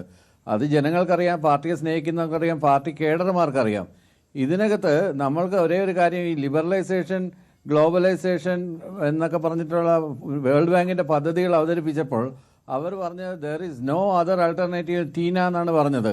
പക്ഷെ അന്നേരം നമ്മൾ അതിന് പകരമായി പറഞ്ഞത് SITA, socialism is the alternative എന്നാണ്. അതുകൊണ്ട് സോഷ്യൽ വെൽഫെയർ സ്കീമുകളിൽ അടിസ്ഥാനപ്പെടുത്തി അതിശക്തമായ ക്ഷേമ പ്രവർത്തനങ്ങൾ, സൗജന്യ ചികിത്സ, വിവിധ ക്ഷേമ പദ്ധതികൾ, ക്ഷേമ പെൻഷൻ, ബിരുദ തലത്തിൽ സൗജന്യ വിദ്യാഭ്യാസം, വിവിധ തരത്തിലുള്ള ഭവന പദ്ധതികൾ, ഈ ഉപയോക്താക്കൾ നേരിട്ട് സർക്കാരിന് നന്ദിയുള്ളവരാവുകയും അതിനെ അവിശ്വാസം ഇല്ലാതാക്കുകയും ചെയ്യുന്നു. അതുകൊണ്ടാണ് ഞാൻ തുടക്കത്തിൽ പറഞ്ഞ ആൻറ്റി ഇൻകംബൻസി ഫാക്ടർ ഉണ്ടാവാത്തതിൻ്റെ ഒരു പ്രധാനപ്പെട്ട കാരണം. പിന്നെ രണ്ടാമത് MLA-മാരുടെ ജനസമിതി, മണ്ഡലാടിസ്ഥാനത്തിലുള്ള വിവിധ ഇടപെടലുകൾ, വികസന പദ്ധതികൾ, ഇത് തന്നെ ഭരണവിരുദ്ധ വികാരത്തെ തടയിടും. ഉയർന്ന രാഷ്ട്രീയ മൂല്യമുള്ള ജനത, പാർട്ടി കേഡർമാർ, രാഷ്ട്രീയ സംസ്കാരം, കേരളത്തിൻ്റെ രാഷ്ട്രീയ സംസ്കാരം, അതിനോടൊപ്പം തന്നെ ദുർബലമായൊരു പ്രതിപക്ഷം, അവരിലെ തമ്മിലടി, അന്തഛിദ്രങ്ങൾ, ഗ്രൂപ്പ് പോര്, ഇതെല്ലാം ആൻറ്റി ഇൻകംബൻസി എന്ന് പറഞ്ഞാൽ ഉണ്ടാകാൻ പോകുന്ന ഒരു സാധ്യതയ്ക്ക് റദ്ദ് ചെയ്യുന്ന ഘടകങ്ങളാണ്. അതുപോലെ വികസന പദ്ധതികൾ, ദുരന്ത നിവാരണ പദ്ധതികൾ, ദുരന്ത നിവാരണത്തിന് വേണ്ടിയുള്ള ഇടപെടലുകൾ, ഇതെല്ലാം അതുപോലെ തന്നെ ഇതിനെതിരെ ഒരു സ്ട്രോങ് ആൾട്ടർനേറ്റീവ് ഇല്ലാത്തടത്തോളം കാലം ഇടതുപക്ഷം ഇവിടെ വരും. ഇടതുപക്ഷം വീണ്ടും അധികാരത്തിൽ വരും. ഭരണവിരുദ്ധ വികാരം ഏതെങ്കിലും ഒരു മുന്നണിയിലേക്ക് ഏകോപിപ്പിക്കാൻ ഒരു ഓൾട്ടർനേറ്റീവ് ഇല്ല എന്നാണോ താങ്കൾ പറയുന്നത്? അങ്ങനെയല്ല. ഭരണവിരുദ്ധ വികാരം എന്ന് പറഞ്ഞൊരു സംഭവം ഉണ്ടെങ്കിൽ മാത്രമല്ലേ ഉള്ളൂ. കാര്യം ഒരു ക്ഷേമത്തിൽ അടിസ്ഥാനമായ ഒരു സ്റ്റേറ്റിൽ, ഒരു വെൽഫെയർ സ്റ്റേറ്റിൽ, വെൽഫെയർ പദ്ധതികൾ നടപ്പിലാക്കുന്ന ഒരു സ്റ്റേറ്റിൽ എങ്ങനെയാണ് ഭരണവിരുദ്ധ അഥവാ വികാരങ്ങൾ ഉണ്ടെങ്കിൽ തന്നെ ഇത്തരം കാര്യങ്ങളിൽ അത് ഡിസിപ്പേറ്റ് ചെയ്യുകയും സ്റ്റേറ്റിനോട് ജനങ്ങൾ ലോയലായി തീരുകയും ചെയ്യും. ആ ഗവൺമെൻറ്റിനെ ആളുകൾ സപ്പോർട്ട് ചെയ്യുകയും ചെയ്യും.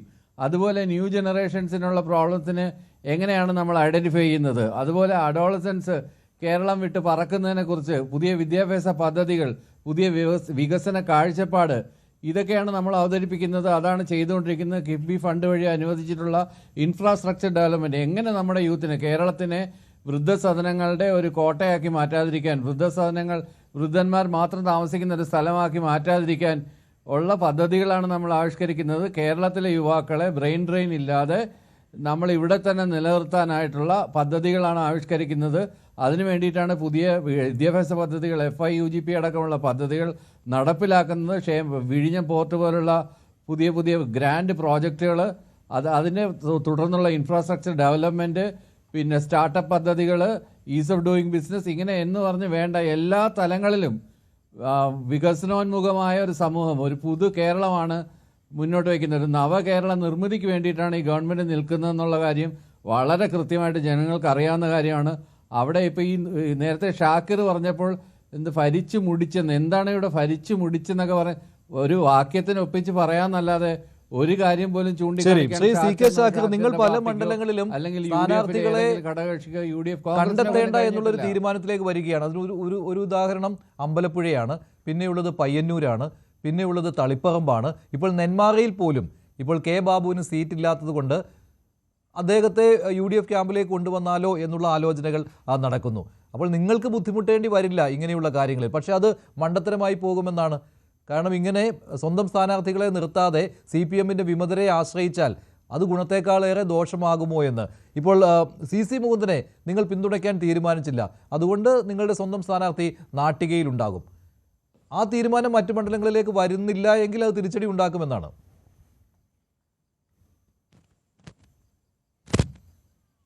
തിരിച്ചടിയാണോ അല്ലെങ്കിൽ CPM-ന് തിരിച്ചടിയാണോ എന്നുള്ളത് നമുക്ക് കണ്ടറിയേണ്ട കാര്യമാണ്.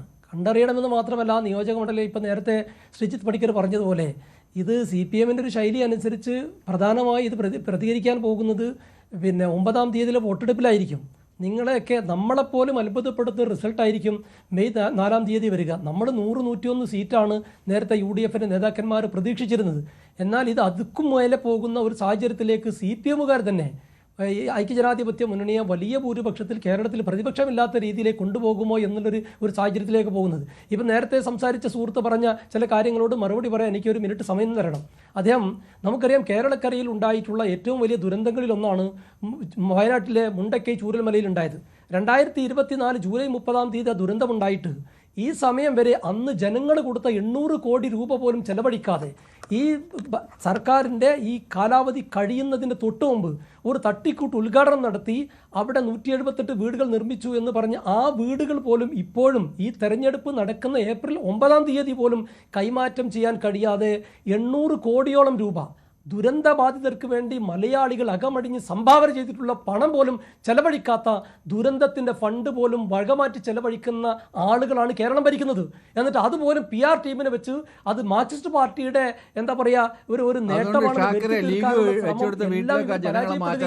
നമുക്കറിയാമല്ലോ, ലീഗും കോൺഗ്രസും വെച്ചുകൊടുത്ത സ്ഥലത്തേക്ക് നമുക്ക് ജനങ്ങളെ മാറ്റാം ഷാക്കിറെ. അല്ല, ലീഗ് വെച്ചുകൊടുത്ത വീട് CPM വെച്ചുകൊടുത്ത പോയല്ലേ സർക്കാർ വീട് വെച്ച് കൊടുത്തു എന്ന് പറഞ്ഞ് വലിയ പരസ്യം നടത്തി എന്നല്ലാതെ നിങ്ങൾ നോക്ക്, അത് സർക്കാരിന്റെ പൈസ അല്ല. സാധാരണ കേരളക്കരയിൽ വീട് പോലും വെക്കാത്ത ആളുകളാണ് 24 മണിക്കൂറിനുള്ളിൽ വലിയ കാര്യത്തിൽ പാക്കേജ് പ്രഖ്യാപിക്കും. പൂനാര് അല്ല, ശരി, അല്ലല്ലോ നമുക്ക് അതിലേക്കല്ല, ആ തർക്കത്തിലേക്കല്ല.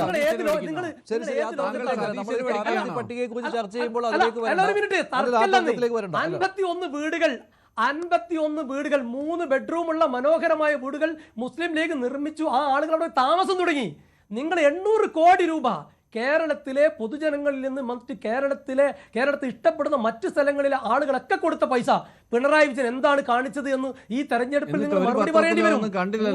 കമ്പനിക്ക് വലിയ രീതിയിൽ ഫണ്ട് വകമാറ്റാൻ അവസരം ഉണ്ടാക്കി കൊടുത്തു എന്നല്ലാതെ അല്ല. നിങ്ങൾ കേൾക്ക്, നിങ്ങൾ നേരത്തെ പറഞ്ഞല്ലോ ഈ ദുരന്ത സമയത്തൊക്കെ പുനരധിവാസ പാക്കേജ്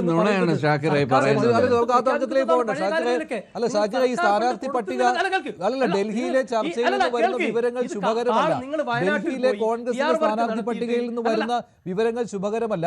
MP-മാർ കൂട്ടത്തോടെ മത്സരിക്കാൻ നിൽക്കുകയാണ്. സുധാകരൻ മത്സരിച്ചേ അടങ്ങൂ എന്നുള്ള ഒരു തീരുമാനത്തിലാണ്. ഇത് നല്ല രീതിയല്ല. MP-മാർ കൂട്ടത്തോടെ മത്സരിക്കാൻ തീരുമാനിച്ചാൽ അത് നിങ്ങൾക്ക് ഇപ്പോൾ കിട്ടുന്ന അഡ്വാൻറ്റേജിന് എതിരായി മാറും. അല്ല, അത് തീരുമാനം മഞ്ജുഷെ കോൺഗ്രസ് പാർട്ടിയോ അതിന്റെ ഹൈക്കമാൻഡോ അറിയിച്ചോ? നിങ്ങൾ ഊഹത്തിന്റെ അടിസ്ഥാനത്തിൽ പറയല്ലേ? 23-ാം തീയതി വരെ സ്ഥാനാർത്ഥിയെ തർക്കമില്ല എങ്കിൽ പണ്ടേക്ക് സ്ഥാനാർത്ഥി പട്ടിക പുറത്തിറങ്ങിയേനെ, സംശയമില്ലല്ലോ.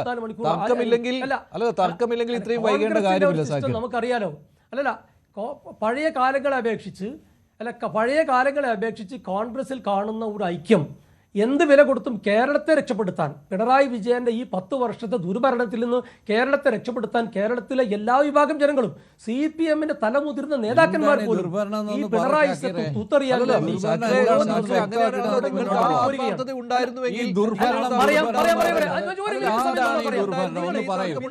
താങ്കളുടെ അർത്ഥത്തിൽ എന്താണ് ദുർഭരണം? ഈ കേരളത്തിൽ അല്ല കേൾക്ക് പറയാം. ഞാൻ പറയണം. ജനങ്ങളുടെ ക്ഷേമത്തിന് ഭരിക്കുന്ന സർക്കാർ ജയിൽ പുള്ളികളുടെ ക്ഷേമത്തിന്. അതുപോലെ തന്നെ നിങ്ങൾ നോക്കി, ഇന്ന് ഇടുക്കിയിൽ ഇന്നൊരു യുവാവിനെ വെട്ടിക്കൊന്നു. കഴിഞ്ഞ ദിവസം നമ്മൾ കണ്ടു മറ്റൊരു എന്താ പറയാ ഒരു ജയിലിൽ നിന്ന് ഇറങ്ങി വന്ന ഒരു പ്രതിയെ വളരെ ക്രൂരമായി കൊലപ്പെടുത്തി. നിരന്തരമായി ആഭ്യന്തരം പരാജയപ്പെടുന്നു. വിലക്കയറ്റം, തൊഴിലില്ലായ്മ, അതുപോലെ കറണ്ട് ചാർജ് വർധനവ്, വെള്ളക്കരം വർധനവ്. നിങ്ങൾ ആർക്കാണ് ഈ ഗവൺമെന്റ് 10 വർഷം പിണറായി ഭരിച്ചതുകൊണ്ട് അല്ല അതെ നിങ്ങൾ പിണറായി ഭക്തി കാണിക്കുന്ന ആളുകളല്ലാതെ ഈ CPM-കാരായിട്ടുള്ള ആളുകൾ എല്ലാവരും ഇത്തവണ ഐക്യ ജനാധിപത്യ മുന്നണിക്ക് വോട്ട് ചെയ്യും. ഒരു സംശയം വേണ്ട. നിങ്ങൾ G. സുധാകരനെ പോലെയുള്ള തലമുതിർന്ന കമ്മ്യൂണിസ്റ്റ് നേതാക്കന്മാർ ഉൾപ്പെടെ പയ്യന്നൂരിൽ കുഞ്ഞികൃഷ്ണന്, ഇപ്പോൾ TK ഗോവിന്ദൻ തളിപ്പറമ്പിൽ, പാലക്കാട്ട് PK ശശി, നമ്മളെ ഐഷ പോറ്റി, അതുപോലെ ഇങ്ങനെ നിരന്തരം ആളുകൾ നിങ്ങളുടെ പ്രധാന നേതാക്കന്മാരൊക്കെ ആ പാർട്ടിയിൽ നിന്ന് പോന്നുകൊണ്ടിരിക്കുന്നു. അത് നിങ്ങളിപ്പോൾ DYFIയുടെ പ്രധാന നേതാക്കന്മാർക്ക് സീറ്റില്ലാതെ മാറ്റി നിർത്തിയിരിക്കുകയാണ്. മിണ്ടാ പോലും വയ്യ. മിണ്ടിയാൽ എന്താണ്? ആ പാർട്ടിയിൽ നിന്ന് പുറത്താണ്. അപ്പോൾ അതുകൊണ്ട് തന്നെ ഇത് വിലക്കയറ്റം തുടങ്ങി എല്ലാ മേഖലയിലും അടിമുടി പരാജയമായ ഒരു സർക്കാരാണ്. കേരളത്തെ 6 ലക്ഷം കോടി രൂപയിലേക്ക് ശരി ശരി അകത്തിലേക്ക് ശാക്രെ, കൊണ്ടുപോയിട്ടുള്ള ശ്രീ പണിക്കർ സർക്കാരാണ്. ഇവിടെ ഒരു- അല്ല നിങ്ങൾ ഞാൻ കിട്ടുന്ന വെല്ലുവിളിക്കാം. അഡ്വാൻറ്റേജ് അത് ഇല്ലാതാക്കുന്നുണ്ടോ UDF, പ്രത്യേകിച്ച് കോൺഗ്രസ്? ശരി, ഞാൻ താങ്കളിലേക്ക് വരാം. അല്ല, ശ്രീത്തെ കിട്ടിയിരിക്കുന്ന ഈ ഒരു മേധാവിത്വം, അല്ല, വിലയിരുത്തലുകളിലുള്ള ഈ ഒരു പ്രതീക്ഷ ഉണ്ടല്ലോ, അതില്ലാതാക്കാൻ UDF-ന്റെ സ്ഥാനാർത്ഥി പട്ടിക ഇടയാക്കുന്നത് ഒന്ന് പറയാൻ കഴിയുമോ? ശരി, അല്ല ശ്രീ മഞ്ജുഷ്, ഈ 75,000 കല്ലിട്ടു. ഒരു തെരഞ്ഞെടുപ്പിനെ പ്രിപ്പയർ ചെയ്യുന്നതിന് വേണ്ടിയിട്ട് ഇത്രത്തോളം സമയം കിട്ടിയിട്ടും മുഖ്യ പ്രതിപക്ഷ പാർട്ടിയായിട്ടുള്ള കോൺഗ്രസിനെ സംബന്ധിച്ചിടത്തോളം ഏതൊക്കെ മണ്ഡലങ്ങളിൽ ആരൊക്കെയാണ് മത്സരിക്കേണ്ടത് എന്നതുമായി ബന്ധപ്പെട്ട് അവർക്കൊരു തീരുമാനത്തിലേക്ക് എത്താൻ കഴിയുന്നില്ല എന്നുള്ളത് ഒരു വലിയ ദൗർബല്യം തന്നെയാണ്. അക്കാര്യത്തിൽ ഒരു തർക്കവുമില്ല. അതുകൊണ്ടാണ് ഞാൻ പറഞ്ഞത്, ഒരു സ്ലൈറ്റ് എഡ്ജ് നമ്മളിവിടെ LDF-ന് കൊടുക്കുകയാണെങ്കിൽ മറ്റുള്ള സ്ഥാനാർത്ഥികൾ പാർട്ടികളുടേത് ആരൊക്കെയാണ് എന്നതിനെക്കുറിച്ച് ഒരു തരത്തിലുള്ള കൺസേണും ഇല്ലാതെ അവരവരുടെ ആൾക്കാരെ പ്രഖ്യാപിക്കുകയാണ്. അങ്ങനെയുള്ള പ്രഖ്യാപനം വന്നതിന് ശേഷവും ഒരുപക്ഷെ BJP എന്ന് പറയുന്ന ദേശീയ പാർട്ടിയുടെ കേന്ദ്രത്തിൽ നിന്ന് തന്നെ അനൗൺസ്മെന്റ് വരേണ്ടുന്നത് അതുവരെ വന്നതിന് ശേഷവും കോൺഗ്രസിനെ സംബന്ധിച്ചിടത്തോളം ആ ഒരു പ്രഖ്യാപനത്തിലേക്ക് എത്താനായിട്ട് ഇനിയും സാധിച്ചിട്ടില്ല. പല മണ്ഡലങ്ങളിലും ആര് മത്സരിക്കണം, ആർക്കെങ്കിലും പിന്തുണ കൊടുക്കണോ, ഈ കാര്യങ്ങളുമായി ബന്ധപ്പെട്ടിട്ട് ഒരു തീർപ്പുമില്ല എന്ന് പറയുമ്പോൾ ഒരു തരത്തിലുള്ള മുന്നൊരുക്കവും കൃത്യമായിട്ട് കോൺഗ്രസ് നടത്തിയിട്ടില്ല എന്നുള്ളത് നമുക്കറിയാവുന്നതാണ്. പിന്നെ അത് എന്തുകൊണ്ടാണ് നടത്താത്തത് അല്ലെങ്കിൽ നടത്താൻ സാധിക്കാത്തത് എന്നതിൻ്റെ കാര്യകാരണ സഹിതം ആ കാര്യങ്ങൾ നമുക്കറിയാം. കാരണം അവിടെ പല ശക്തി കേന്ദ്രങ്ങളുണ്ട്. അതിൽ ഓരോരുത്തരും മുഖ്യമന്ത്രി സ്ഥാനാർത്ഥിയാകാനായിട്ട് ശ്രമിക്കുന്ന ആൾക്കാരാണ്. കേന്ദ്രത്തിൽ ഇപ്പോൾ ഉള്ള, അതായത് ലോക്സഭയിലുള്ള പല ആൾക്കാർക്കും ഇവിടേക്ക് തിരിച്ചു വന്ന് മത്സരിച്ച് മുഖ്യമന്ത്രിയാകണമെന്ന് താല്പര്യമുള്ള ആൾക്കാരുണ്ട്. ഒരാൾക്ക് മാത്രമായിട്ട് എന്തെങ്കിലും ഒരു എക്സംഷൻ കൊടുത്താൽ അതൊരു അനീതിയാകുമെന്ന രീതിയിലത്തേക്ക് ചിന്തിക്കുന്ന ആൾക്കാരുണ്ട്. ഇങ്ങനെ നിരവധിയായിട്ടുള്ള പ്രശ്നങ്ങളുണ്ട്. അപ്പോൾ എന്താണ് ഇവരുടെ പ്രശ്നമെന്നും അത് എന്തുകൊണ്ട് ഉണ്ടാകുന്നതാണ് എന്നതിനെക്കുറിച്ച് നമുക്ക് വളരെ കൃത്യമായിട്ട് അറിയാം. പക്ഷേ വൺസ് ഇവർ സ്ഥാനാർത്ഥി നിർണയം പൂർത്തിയാക്കിയതിനു ശേഷം അത് പ്രഖ്യാപിച്ചു കഴിഞ്ഞാൽ ഇപ്പോൾ ഉള്ള ഈ കൺഫ്യൂഷനുകൾക്കൊന്നും പിന്നീട് സ്ഥാനമുണ്ടെന്ന് ഞാൻ കരുതുന്നില്ല. ഒരു പക്ഷേ ചില പൊട്ടിത്തെറികളൊക്കെ തന്നെ ഇതേപോലെ ഉണ്ടാകാം. പക്ഷേ അത് ഉണ്ടായാൽ പോലും അത് CPM-ൽ ഇപ്പോൾ ആൾക്കാർ, CPM-ന്റെ വിമതരായി വന്നിരിക്കുന്ന ആൾക്കാർ ഉന്നയിക്കുന്നത് പോലെയുള്ള കാര്യങ്ങളായിരിക്കില്ല. പകരം അതെല്ലാം സീറ്റ് കിട്ടാത്തത് കൊണ്ട് മാത്രം ഉണ്ടാകുന്ന പ്രശ്നമായിരിക്കും. ശരിയാണ്. ഇപ്പോൾ UDF ഉണ്ടായിരിക്കുന്നത് സീറ്റ് കിട്ടാത്തതിലുള്ള പ്രശ്നങ്ങളാണ്. ഇപ്പോൾ ഉദാഹരണത്തിന് ഇടുക്കിയിൽ ഏറ്റവും അവസാനം അങ്ങനെ ഒരു പരസ്യമായ പ്രതിഷേധം വന്നിട്ടുണ്ട്. ഈ സീറ്റ് കോൺഗ്രസ് ഏറ്റെടുക്കുന്നതിനെ കുറിച്ച് ഇപ്പോൾ അവിടെ തർക്കം വന്നിട്ടുണ്ട്. അതിനെതിരെ കേരള കോൺഗ്രസ് ജോസഫ് വിഭാഗത്തിൽ ഈ സീറ്റ് വിട്ടുകൊടുക്കുന്നതിനെതിരെ ജോസഫ് വിഭാഗത്തിനുള്ളിൽ തന്നെ പ്രശ്നമുണ്ട്. ഈ രീതിയിലുള്ള കാര്യങ്ങളാണ് UDF-ൽ സംഭവിക്കുന്നത്. പക്ഷേ കോൺഗ്രസിൽ ഈ സുധാകരൻ ഇങ്ങനെ ഉറച്ചു നിൽക്കുന്നതും MP-മാർ മത്സരിക്കാൻ തയ്യാറെടുത്ത് നിൽക്കുന്നതും അത് ഗുണമാണോ ദോഷമാണോ? ഗുണമല്ല. പക്ഷേ ശ്രീ K സുധാകരന്റെ കാര്യത്തിൽ അദ്ദേഹം കണ്ണൂരിൽ അനിഷേധ്യനായിട്ടുള്ള ഒരു നേതാവാണെന്ന് എല്ലാവർക്കും അറിയാവുന്നതാണ്. അതുകൊണ്ട് തന്നെ K സുധാകരൻ കണ്ണൂരിൽ മത്സരിക്കുകയാണെങ്കിൽ ഇത് UDF-ന് പോസിറ്റീവായിട്ടുള്ള ഫലമേ ഉണ്ടാവുകയുള്ളൂ എന്ന് വിശ്വസിക്കുന്നയാളാണ് ഞാൻ. പക്ഷേ അങ്ങനെ സുധാകരന് മാത്രമായിട്ടൊരു എക്സംഷൻ അവിടെ കൊടുത്തു കഴിഞ്ഞാൽ മറ്റുള്ള നിരവധി ഭൈമി കാമുകന്മാരുണ്ട്. ഇനി സുധാകരൻ ജയിക്കുകയും UDF-ന് അധികാരം കിട്ടുകയും ചെയ്താൽ സുധാകരനെ ഏത് റോളിലേക്ക് അക്കോമഡേറ്റ് ചെയ്യും എന്ന് പറഞ്ഞിട്ടുള്ള മറ്റൊരു പ്രശ്നം ഇവിടെ ഉണ്ടാകും. അപ്പോൾ അങ്ങനെയുള്ള കൂടുതലായിട്ടുള്ള പ്രശ്നങ്ങളിലേക്ക് പോകാതിരിക്കുന്നതിന് വേണ്ടിയിട്ടാണ് ഈ ഒരു സൈക്കിൾ തള്ളിയിട്ടാൽ അടുത്തിരിക്കുന്ന മറ്റെല്ലാ സൈക്കിളുകളും അവസാനത്തേത് വരെ വീഴും എന്നുള്ള ഒരു ചെയിൻ ഇഫക്റ്റ് ഉണ്ട്. അത് ഉണ്ടാകാതിരിക്കുന്നതിന് വേണ്ടിയിട്ടാണ് ഒരുപക്ഷെ കോൺഗ്രസ് ഇപ്പോൾ ശ്രമിച്ചുകൊണ്ടിരിക്കുന്നത്. പക്ഷേ ഞാൻ വിശ്വസിക്കുന്നത് അതുപോലും അവർക്ക് ഒരുപക്ഷെ ഹാൻഡിൽ ചെയ്യാൻ പറ്റുന്ന ഒരു വിഷയമായിരിക്കുമെന്നാണ്. പക്ഷേ CPM ഉന്നയിക്കുന്ന, CPM നേരിടുന്ന പ്രശ്നങ്ങൾ അതല്ല എന്നുള്ള ഒരു വലിയ വ്യത്യാസമുണ്ട്. ഇപ്പോൾ അല്പം മുമ്പ് ശ്രീ ജയരാജ് പറഞ്ഞൊരു കാര്യം, ധൻരാജ് വിഷയം അവസാനിച്ചു ആ പുസ്തക പ്രകാശനത്തോടു കൂടി എന്നാണ് അദ്ദേഹം പറഞ്ഞത്. അത് ഏത് സാഹചര്യത്തിലാണ് അദ്ദേഹം അത് പറയുന്നത്?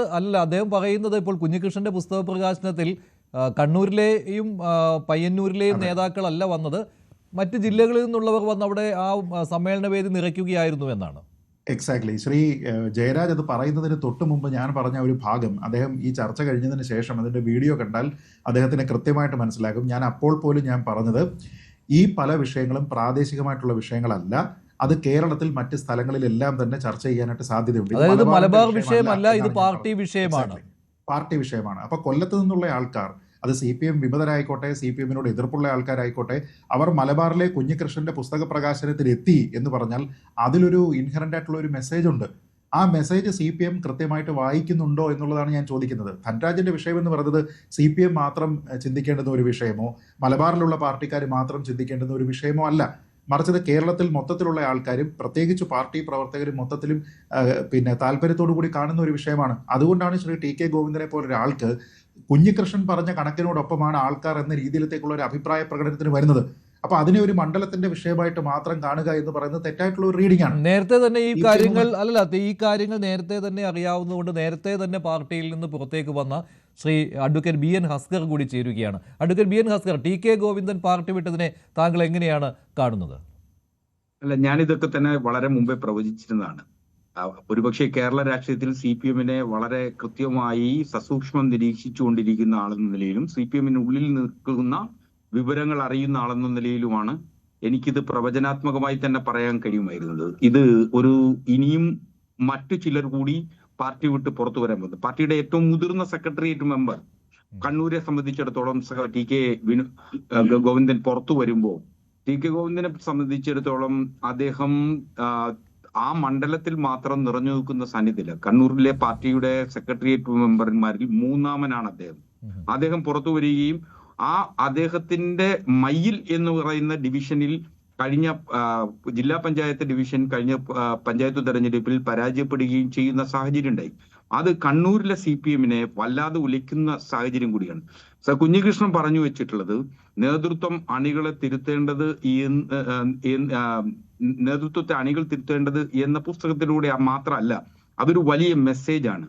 ഒരുപക്ഷെ കണ്ണൂരിലെയും പാർട്ടിയെ സ്നേഹിക്കുന്ന പാർട്ടിയുടെ ഏറ്റവും ഉത്തമരായിട്ടുള്ള പാർട്ടിയുടെ പ്രവർത്തകരെ സംബന്ധിച്ചിടത്തോളം അതൊരു വലിയ ആകുലതകളായി തന്നെ നമ്മുടെ മുന്നിൽ നിൽക്കുകയാണ്. കുഞ്ഞികൃഷ്ണൻ ഒരു ചെറിയ മീനാണെന്ന് കരുതി പാർട്ടി അദ്ദേഹത്തെ മാറ്റി നിർത്തിയതല്ല. അവിടെ പാർട്ടിയുടെ ഏരിയ കമ്മിറ്റിയിൽ നിന്നും 5 പേർ ഇറങ്ങിപ്പോവുക. പയ്യന്നൂർ പോലുള്ള പാർട്ടിയുടെ ഏരിയ കമ്മിറ്റിയിൽ 5 പേർ പാർട്ടി ഏരിയ കമ്മിറ്റി കൂടുന്ന ഘട്ടത്തിൽ ധനരാജ് ജഗ്സാക്കി ഫണ്ടും കെട്ടിട നിർമ്മാണ ഫണ്ടും തെരഞ്ഞെടുപ്പ് ഫണ്ടും സംബന്ധിച്ച് ചോദ്യം ഉയർത്തിക്കൊണ്ട് 5 പേർ കമ്മിറ്റിയിൽ നിന്ന് ഇറങ്ങിപ്പോകും. അത് നേരത്തെ പാർട്ടിയുടെ ജില്ലാ സെക്രട്ടേറിയറ്റിൽ ഉണ്ടായിരുന്ന മുൻ MLA കൂടി ആയിട്ടുള്ള കൃഷ്ണൻ അടക്കമുള്ള ആളുകളാണ് പോയിട്ടുള്ളത്. ഞാൻ മനസ്സിലാക്കുന്നത് 2800 പാർട്ടി അംഗങ്ങൾ ആണ് ഇന്ന് പയ്യന്നൂരിൽ പാർട്ടിക്കുള്ളത്. പക്ഷേ കഴിഞ്ഞ ദിവസം മധുസൂദനന്റെ പ്രകടനത്തിൽ റോഡ് ഷോയിൽ പങ്കെടുത്തിട്ടുള്ള കണക്ക് പരിശോധിച്ചാൽ ഉദ്ദേശം 800ഓളം പാർട്ടി അംഗങ്ങൾ മാത്രമാണ് പങ്കെടുത്തതെന്ന് CPM തന്നെ വിലയിരുത്തുന്നു. അതിന്റെ സാഹചര്യം അതിൽ കൃഷ്ണൻ അടക്കമുള്ള പലരും ആ പാർട്ടി റോഡ് ഷോയിൽ പങ്കെടുത്തില്ല എന്നാണ് മനസ്സിലാക്കാൻ കഴിഞ്ഞിട്ടുള്ളത്. അപ്പോ അതൊരു ചെറിയ പ്രശ്നമല്ല CPM-നെ സംബന്ധിച്ച്. ഇപ്പോ അടുത്ത പാർട്ടിയുടെ ജില്ലാ സെക്രട്ടേറിയറ്റ് അംഗം പാർട്ടി അംഗത്വം ഉപേക്ഷിച്ച് പാർട്ടിയുമായിട്ടുള്ള സർവ്വ ബന്ധങ്ങളും ഉപേക്ഷിച്ച് അദ്ദേഹം പുറത്തു വരുന്നു. എന്തിനു വേണ്ടിയിട്ടാ? ആന്തൂരിലെ ഇപ്പോ ആന്തൂരിലെ മുനിസിപ്പാലിറ്റിയുടെ വൈസ് ചെയർപേഴ്സൺ ആയിരുന്ന PK ശ്യാമള ഗോവിന്ദൻ മാസ്റ്ററുടെ ഭാര്യ കൂടിയാണ്. അത് ആ ഒരു സീറ്റ് നൽകിയതിനെ സംബന്ധിച്ച് ഒരു അഭിപ്രായ വ്യത്യാസം മാത്രമാണോ എന്നുള്ളതാണ് ഇപ്പോൾ അദ്ദേഹത്തിന്റെ വാർത്താ സമ്മേളനത്തിൽ നിന്ന് വരുന്ന പുതിയ ചോദ്യങ്ങൾ പൊതുസമൂഹത്തിലേക്ക് മുന്നിലേക്ക് വരികയാണ്. പാർട്ടിക്കുള്ളിൽ കേരളത്തിലാകമാനം പാർട്ടിയെ സ്നേഹിക്കുകയും പാർട്ടിയെ ഇഷ്ടപ്പെടുകയും ചെയ്യുന്ന ധാരാളം ആളുകൾ ഇന്നും ഈ പുകഞ്ഞുകൊണ്ടിരിക്കുകയാണ്. ഇത് പാർട്ടി ഒരു വലിയ വലതുപക്ഷ വ്യതിയാനത്തിലേക്ക് പോകുന്നു എന്ന് ചൂണ്ടിക്കാണിക്കപ്പെടുകയാണ്. ഇത് നോർത്ത് കൊറിയയിലെ കിങ് ചെയ്തതുപോലെ തന്റെ 13 വയസ്സുള്ള മകളെ പിൻഗാമിയായി പ്രഖ്യാപിച്ചിട്ടുണ്ട്. അതുപോലെ പാർട്ടിയുടെ സെക്രട്ടറി തന്റെ ഭാര്യയെ പിൻഗാമിയായി പ്രഖ്യാപിച്ചിരിക്കുന്നത് പ്രതിഷേധാർഹമാണെന്ന് മണ്ഡലം കമ്മിറ്റിയിലെ ഭൂരിപക്ഷം പേരും പറയുന്നു. പയ്യന്നൂരിൽ 59 അംഗ മണ്ഡലം കമ്മിറ്റിയിൽ 27 പേർ ഈ സ്ഥാനാർത്ഥിയെ ഇവിടെ നിൽക്കാൻ പാടില്ലെന്ന് മധുസൂദനെതിരെ പറയുക എന്ന് പറഞ്ഞാൽ ഇതൊരു ചെറിയ കാര്യമല്ല. CPM-നെ സംബന്ധിച്ച് ചെറിയല്ല. പലപ്പോഴും CPM-ന്റെ മണ്ഡലം കമ്മിറ്റികൾ തെരഞ്ഞെടുപ്പ് പ്രക്രിയയുമായി ബന്ധപ്പെട്ട് കൂടുമ്പോൾ ചില സ്ഥാനാർത്ഥികളെ സംബന്ധിച്ച് ചില അഭിപ്രായ വ്യത്യാസങ്ങളൊക്കെ പറയാം. അത് 1, 2, 3 പേരിൽ ഒതുങ്ങുന്ന അഭിപ്രായ വ്യത്യാസം. പയ്യന്നൂരിനെ സംബന്ധിച്ചിടത്തോളം അങ്ങനെ 1, 2, 3 പേരിൽ ഒതുങ്ങുന്ന അഭിപ്രായ വ്യത്യാസം അല്ല എന്നുള്ളതാണ് നാം ഇപ്പോ മനസ്സിലാക്കിയിരിക്കുന്നത്. അങ്ങനെയാണെങ്കിൽ അഡ്വക്കേറ്റ് BN ഹസ്കർ, പയ്യന്നൂരിലും തളിപ്പറമ്പിലും പാർട്ടിയിൽ ഉണ്ടായിരിക്കുന്ന ഈ അസ്വാരസ്യം അത് UDF മുതലാക്കാൻ ശ്രമിക്കില്ലേ? UDF സ്വന്തം സ്ഥാനാർത്ഥിയെ വേണ്ടെന്ന് വെക്കുമോ ഈ 2 മണ്ഡലങ്ങളും? ഏതായിരിക്കും അഭികാമ്യം UDF-ന്? അതുപോലെ തന്നെ മട്ടന്നൂരിലും അങ്ങനെയുണ്ട്.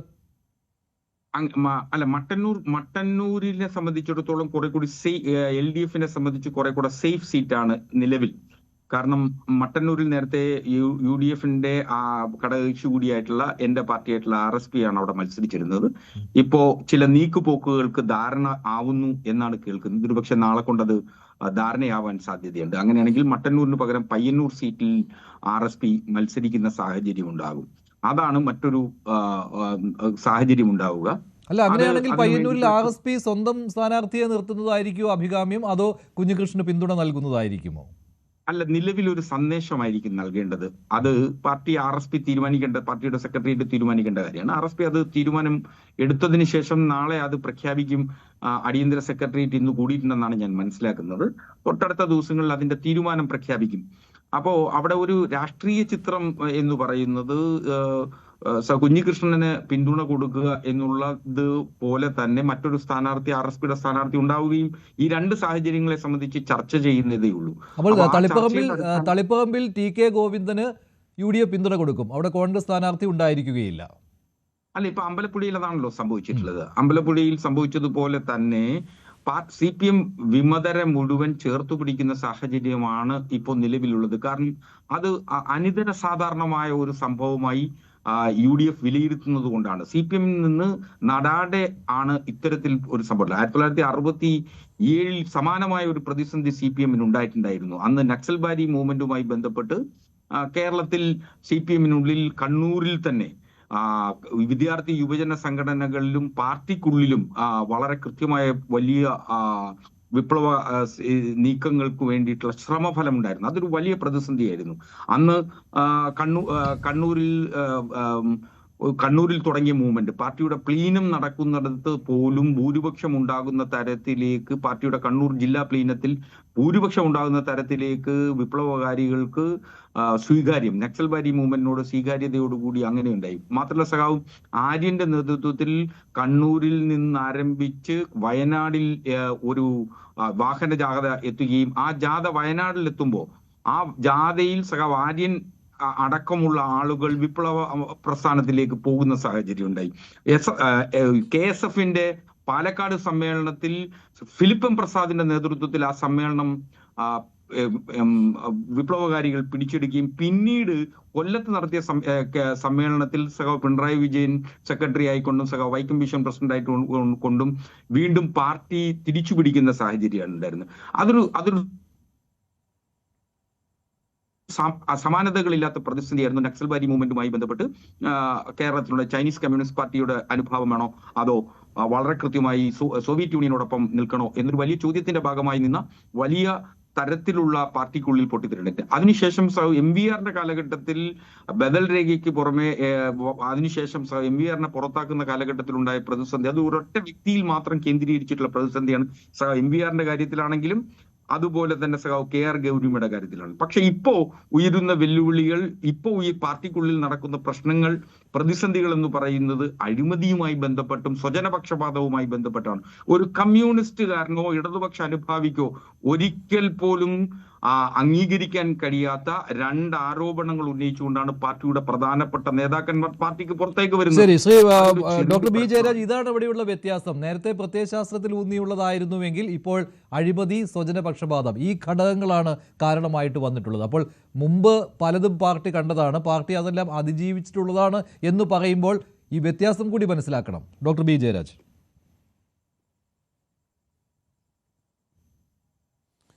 ഇതിനകത്ത് എം.ഇ.ആറിനെ പാർട്ടിയിൽ നിന്ന് പുറത്താക്കുന്നത് പാർട്ടിയുടെ ഐഡിയോളജിക്കലായിട്ടുള്ള ഇഷ്യൂസിൻ്റെ പുറത്താണ്. വ്യക്തപരമായിട്ടുള്ള വളരെ വ്യക്തമായിട്ടുള്ള ഐഡിയോളജിക്കൽ ഇഷ്യൂസിൻ്റെ പുറത്താണ് എം വി രാഘവൻ പാർട്ടിയിൽ നിന്ന് പുറത്തു പോകുന്നത്. ഗൗരിയമ്മയാകട്ടെ നിരന്തരമായി പാർട്ടി അച്ചടക്കം ലംഘിക്കുന്നതിൻ്റെ ഭാഗമായിട്ടാണ് പുറത്തായത്. എന്നാൽ ഇപ്പോഴത്തെ ഇയാൾ പറഞ്ഞ എന്താണ്, സുധാകരൻ പറഞ്ഞ എന്താണ്, കുട്ടനാട്ട് സീറ്റ് കിട്ടിയാലും ഞാൻ മത്സരിച്ചേനെ എന്ന് പറഞ്ഞത് ഒരു പാർലമെന്ററി വ്യാമോഹം എന്നുള്ളതല്ലാതെ എന്താണ് അതിനെ നമ്മൾ കാണുന്നത്? അദ്ദേഹം പറഞ്ഞ ബേസിക് കാര്യങ്ങൾ താങ്കൾ പറഞ്ഞില്ല. അദ്ദേഹത്തിന് അധികാരമോഹം എന്നതിലേക്കാണ് കൊണ്ടുവന്ന് എത്തിക്കുന്നത്. പക്ഷേ അദ്ദേഹം പറഞ്ഞ ബേസിക് കാര്യങ്ങളിൽ ഈ അഴിമതിയും സ്വജനപക്ഷപാതവും ഒക്കെയുണ്ട്. പയ്യന്നൂരിലും അതാണ്, തളിപ്പറമ്പിലും അതാണ്. അദ്ദേഹം പറഞ്ഞ ബേസിക് കാര്യങ്ങൾ സ്വന്തം സഹോദരൻ ഭുവനേന്ദ്രൻ്റെ രക്തസാക്ഷിത്വത്തിൽ വരെ വെള്ളം ചേർത്ത് സംസാരിച്ചതല്ലേ? അത് ആര് ചെയ്യുന്ന പ്രവൃത്തിയാണ്? എന്ത് കമ്മ്യൂണിസ്റ്റ് ബോധമാണ്? മാസത്തിൽ 2 പ്രാവശ്യം അദ്ദേഹം കമ്മ്യൂണിസ്റ്റ് മാനിഫെസ്റ്റോ എന്തിനാണ്? വേദപുസ്തകം വല്ലതാണോ മാസത്തിൽ 2 പ്രാവശ്യം എടുത്ത് വായിക്കാൻ? അത് ആവശ്യമുള്ളപ്പോൾ റെഫറൻസിന് മാത്രം യൂസ് ചെയ്താൽ മതി, അല്ലാത്തപ്പോൾ ഒരു തവണ വായിച്ച് മനസ്സിലാക്കിയാൽ മതി. അദ്ദേഹം കമ്മ്യൂണിസ്റ്റ് പ്രത്യയശാസ്ത്രത്തിൽ നിന്ന് വ്യതിചലിച്ചിട്ടില്ല. അദ്ദേഹം കമ്മ്യൂണിസ്റ്റ് പ്രത്യയശാസ്ത്രത്തിൽ നിന്ന് വ്യതിചലിച്ചിട്ടില്ല എന്നും അദ്ദേഹം പറയുന്നുണ്ട്. അതിൽ നിന്ന് അദ്ദേഹം വിട്ടുപോയിട്ടില്ല. അതാണ് കോൺഗ്രസിനെ കുഴയ്ക്കുന്ന ഒരു പ്രശ്നവും കേട്ടോ. കാരണം അദ്ദേഹം ഇപ്പോഴും CPM തള്ളിപ്പറയുന്നില്ല. പക്ഷേ പാർട്ടിയിലെ സ്വജനപക്ഷപാതം, അഴിമതി, ഇതാണ് അദ്ദേഹം ചൂണ്ടിക്കാണിച്ചത്. അത് തന്നെയാണ് ഹസ്കറും പറയുന്നത്. അത് കൺഫ്യൂസ്. എൻ്റെ ഏറ്റവും അടുത്ത സുഹൃത്തായിട്ടുള്ള BN ഹസ്കർ, സാറിന് തന്നെ എപ്പോഴും വിളിക്കട്ടെ, കുഴപ്പമൊന്നുമില്ലെന്ന് തോന്നുന്നു.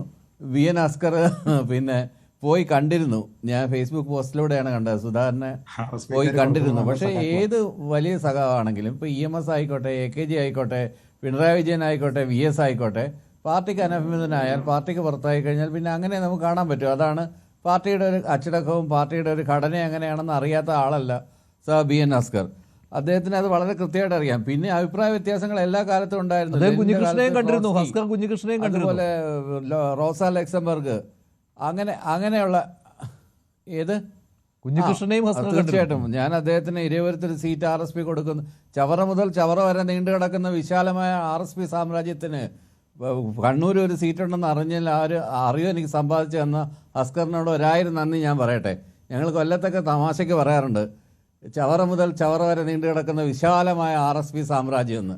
ആ വിശാലമായ ചിലപ്പോൾ ഇനി പയ്യന്നൂരിൽ കുഞ്ഞികൃഷ്ണൻ എന്നയാൾ കൂടി സ്ഥാനാർത്ഥിയായിട്ട് വരും RSPയുടെ. അതല്ല ജയരാജ്, ഒരു കാര്യം ആലോചിച്ചു. പുന്നപ്ര വയലാർ സമരത്തിലെ ആ കേസിലെ ഏറ്റവും പ്രധാനപ്പെട്ട പ്രതി RSPക്കാരനായിരുന്നു. RSPയുടെ സ്ഥാപക നേതാവായിരുന്നു. ഈ CPM-നോളം പാരമ്പര്യമുള്ള പാർട്ടിയാണ്. 1948 RSPക്ക് പ്രജാസഭയിലേക്ക് തെരഞ്ഞെടുപ്പായിട്ടാണല്ലോ നമ്മുടെ സംഗീത കോളേജിന് മുമ്പിലെ CPA വെട്ടിയ അതൊക്കെ ശരിയാണ്. ചന്ദനത്തോപ്പ് വെടിവെപ്പ് ശരിയാണ്. അതൊന്നും ശരിയല്ലെന്ന് ആരും പറഞ്ഞില്ലല്ലോ. TK ദിവാകരനോ ബേബി ജോണോ ശരിയല്ലെന്ന് ആരും പറഞ്ഞിട്ടില്ലല്ലോ. ബേബി ജോണോ TK ദിവാകരനോ ശരിയല്ലെന്ന് ആരും പറഞ്ഞിട്ടില്ല. പക്ഷെ ഇപ്പോഴത്തെ അവസ്ഥ എവിടെയാണ് വന്നിരിക്കുന്നത്? മക്കൾ രാഷ്ട്രീയത്തിൽ അടിസ്ഥാനപരമായിട്ട് ഇപ്പൊ പ്രേമേന്ദ്രന്റെ മകനെ മത്സരിപ്പിക്കണം, ഹസ്കറിന് അവിടെ സീറ്റ് കൊടുക്കത്തില്ല, അങ്ങനെയുള്ള ഒരു അവസ്ഥയിലേക്കല്ലേ കാര്യങ്ങൾ പോകുന്നത്. ഇന്ത്യയുടെ പ്രതിപക്ഷ നേതാവ് സഖാവ് AK ഗോപാലനായിരുന്നു. ഇന്ന് ഇന്ത്യയിൽ പാർലമെന്റിൽ എത്തണമെങ്കിൽ കോൺഗ്രസിന്റെ കാല് പിടിക്കേണ്ട ഗതികേടാണെന്ന് CPM-നുള്ളത്. കേരളത്തിൽ ഒരു MP, ബാക്കി MP-മാരെല്ലാം അങ്ങനെ കാല് പിടിക്കേണ്ട കാര്യമൊന്നുമില്ല. അവസരങ്ങൾ മാറിയൊക്കെ വരും. പാർലമെന്ററി ശരി, BN ഹസ്കറുടെ വിലയിരുത്തലിലൂടെ താങ്കൾ എങ്ങനെയാണ് പ്രതികരിക്കുന്നത്? അത് മാത്രമല്ല, കണ്ണൂരിൽ ചില സമവാക്യങ്ങൾക്കും ഈ തെരഞ്ഞെടുപ്പ് രാഷ്ട്രീയത്തിന് ചില മാറ്റങ്ങൾ വരികയാണ്. മട്ടന്നൂർ RSPയുടെ സീറ്റായിരുന്നു, അത് ചിലപ്പോൾ കോൺഗ്രസ് ഏറ്റെടുത്തേക്കും. പിന്നെയുള്ളത് പകരം ഈ പറയുന്ന പയ്യന്നൂർ അല്ലേ, പയ്യന്നൂർ അവിടെ ചിലപ്പോൾ RSPക്ക് ആ സീറ്റ് കൊടുക്കും. അങ്ങനെയാണെങ്കിൽ V കുഞ്ഞികൃഷ്ണനെ RSP പിന്തുണയ്ക്കും. അങ്ങനെ വരികയാണെങ്കിൽ RSPക്ക് വേണമെങ്കിൽ ഒരു സീറ്റ് പോലും അവിടെ കിട്ടുന്ന രീതിയിലേക്ക് കാര്യങ്ങൾ പോവുകയാണ്. UDFന്റെ ഒരു തന്ത്രപരമായ നീക്കം അവിടെ ഈ 3 സീറ്റുകളിലും ഉണ്ടാകും. തളിപ്പറമ്പിലും ഉണ്ടാകും, പിന്നെ അതുപോലെ തന്നെ പയ്യന്നൂരിലും ജയിക്കാൻ വേണ്ടി. മട്ടന്നൂരിൽ പക്ഷെ നമുക്ക് അങ്ങനെ പറയാൻ പറ്റില്ല, അത് പാർട്ടി കോട്ടയാണ്. തീർച്ചയായിട്ടും. അല്ല, ഒരു തെരഞ്ഞെടുപ്പിൽ എന്ന് പറയുമ്പോൾ നമ്മുടെ വലിയ തന്ത്രങ്ങള് ഇതിനെക്കുറിച്ച് മറ്റേ ഇദ്ദേഹം പറഞ്ഞിട്ടുണ്ടല്ലോ. ശ്രീ ജയരാജ് ഞാൻ പറഞ്ഞ് കൺക്ലൂഡ് ചെയ്തോട്ടെ. ഒരു തെരഞ്ഞെടുപ്പിൽ നേരത്തെ തന്നെ ഇത്തരത്തിലുള്ള പരീക്ഷണങ്ങൾ UDF മുമ്പും ചെയ്തിട്ടുണ്ട്. അതിനാണല്ലോ വളരെ വിശാലമായിട്ടുള്ള കോലീബി സഖ്യം എന്ന് നമ്മൾ പറയുന്നത്. Advocate Ratnasingh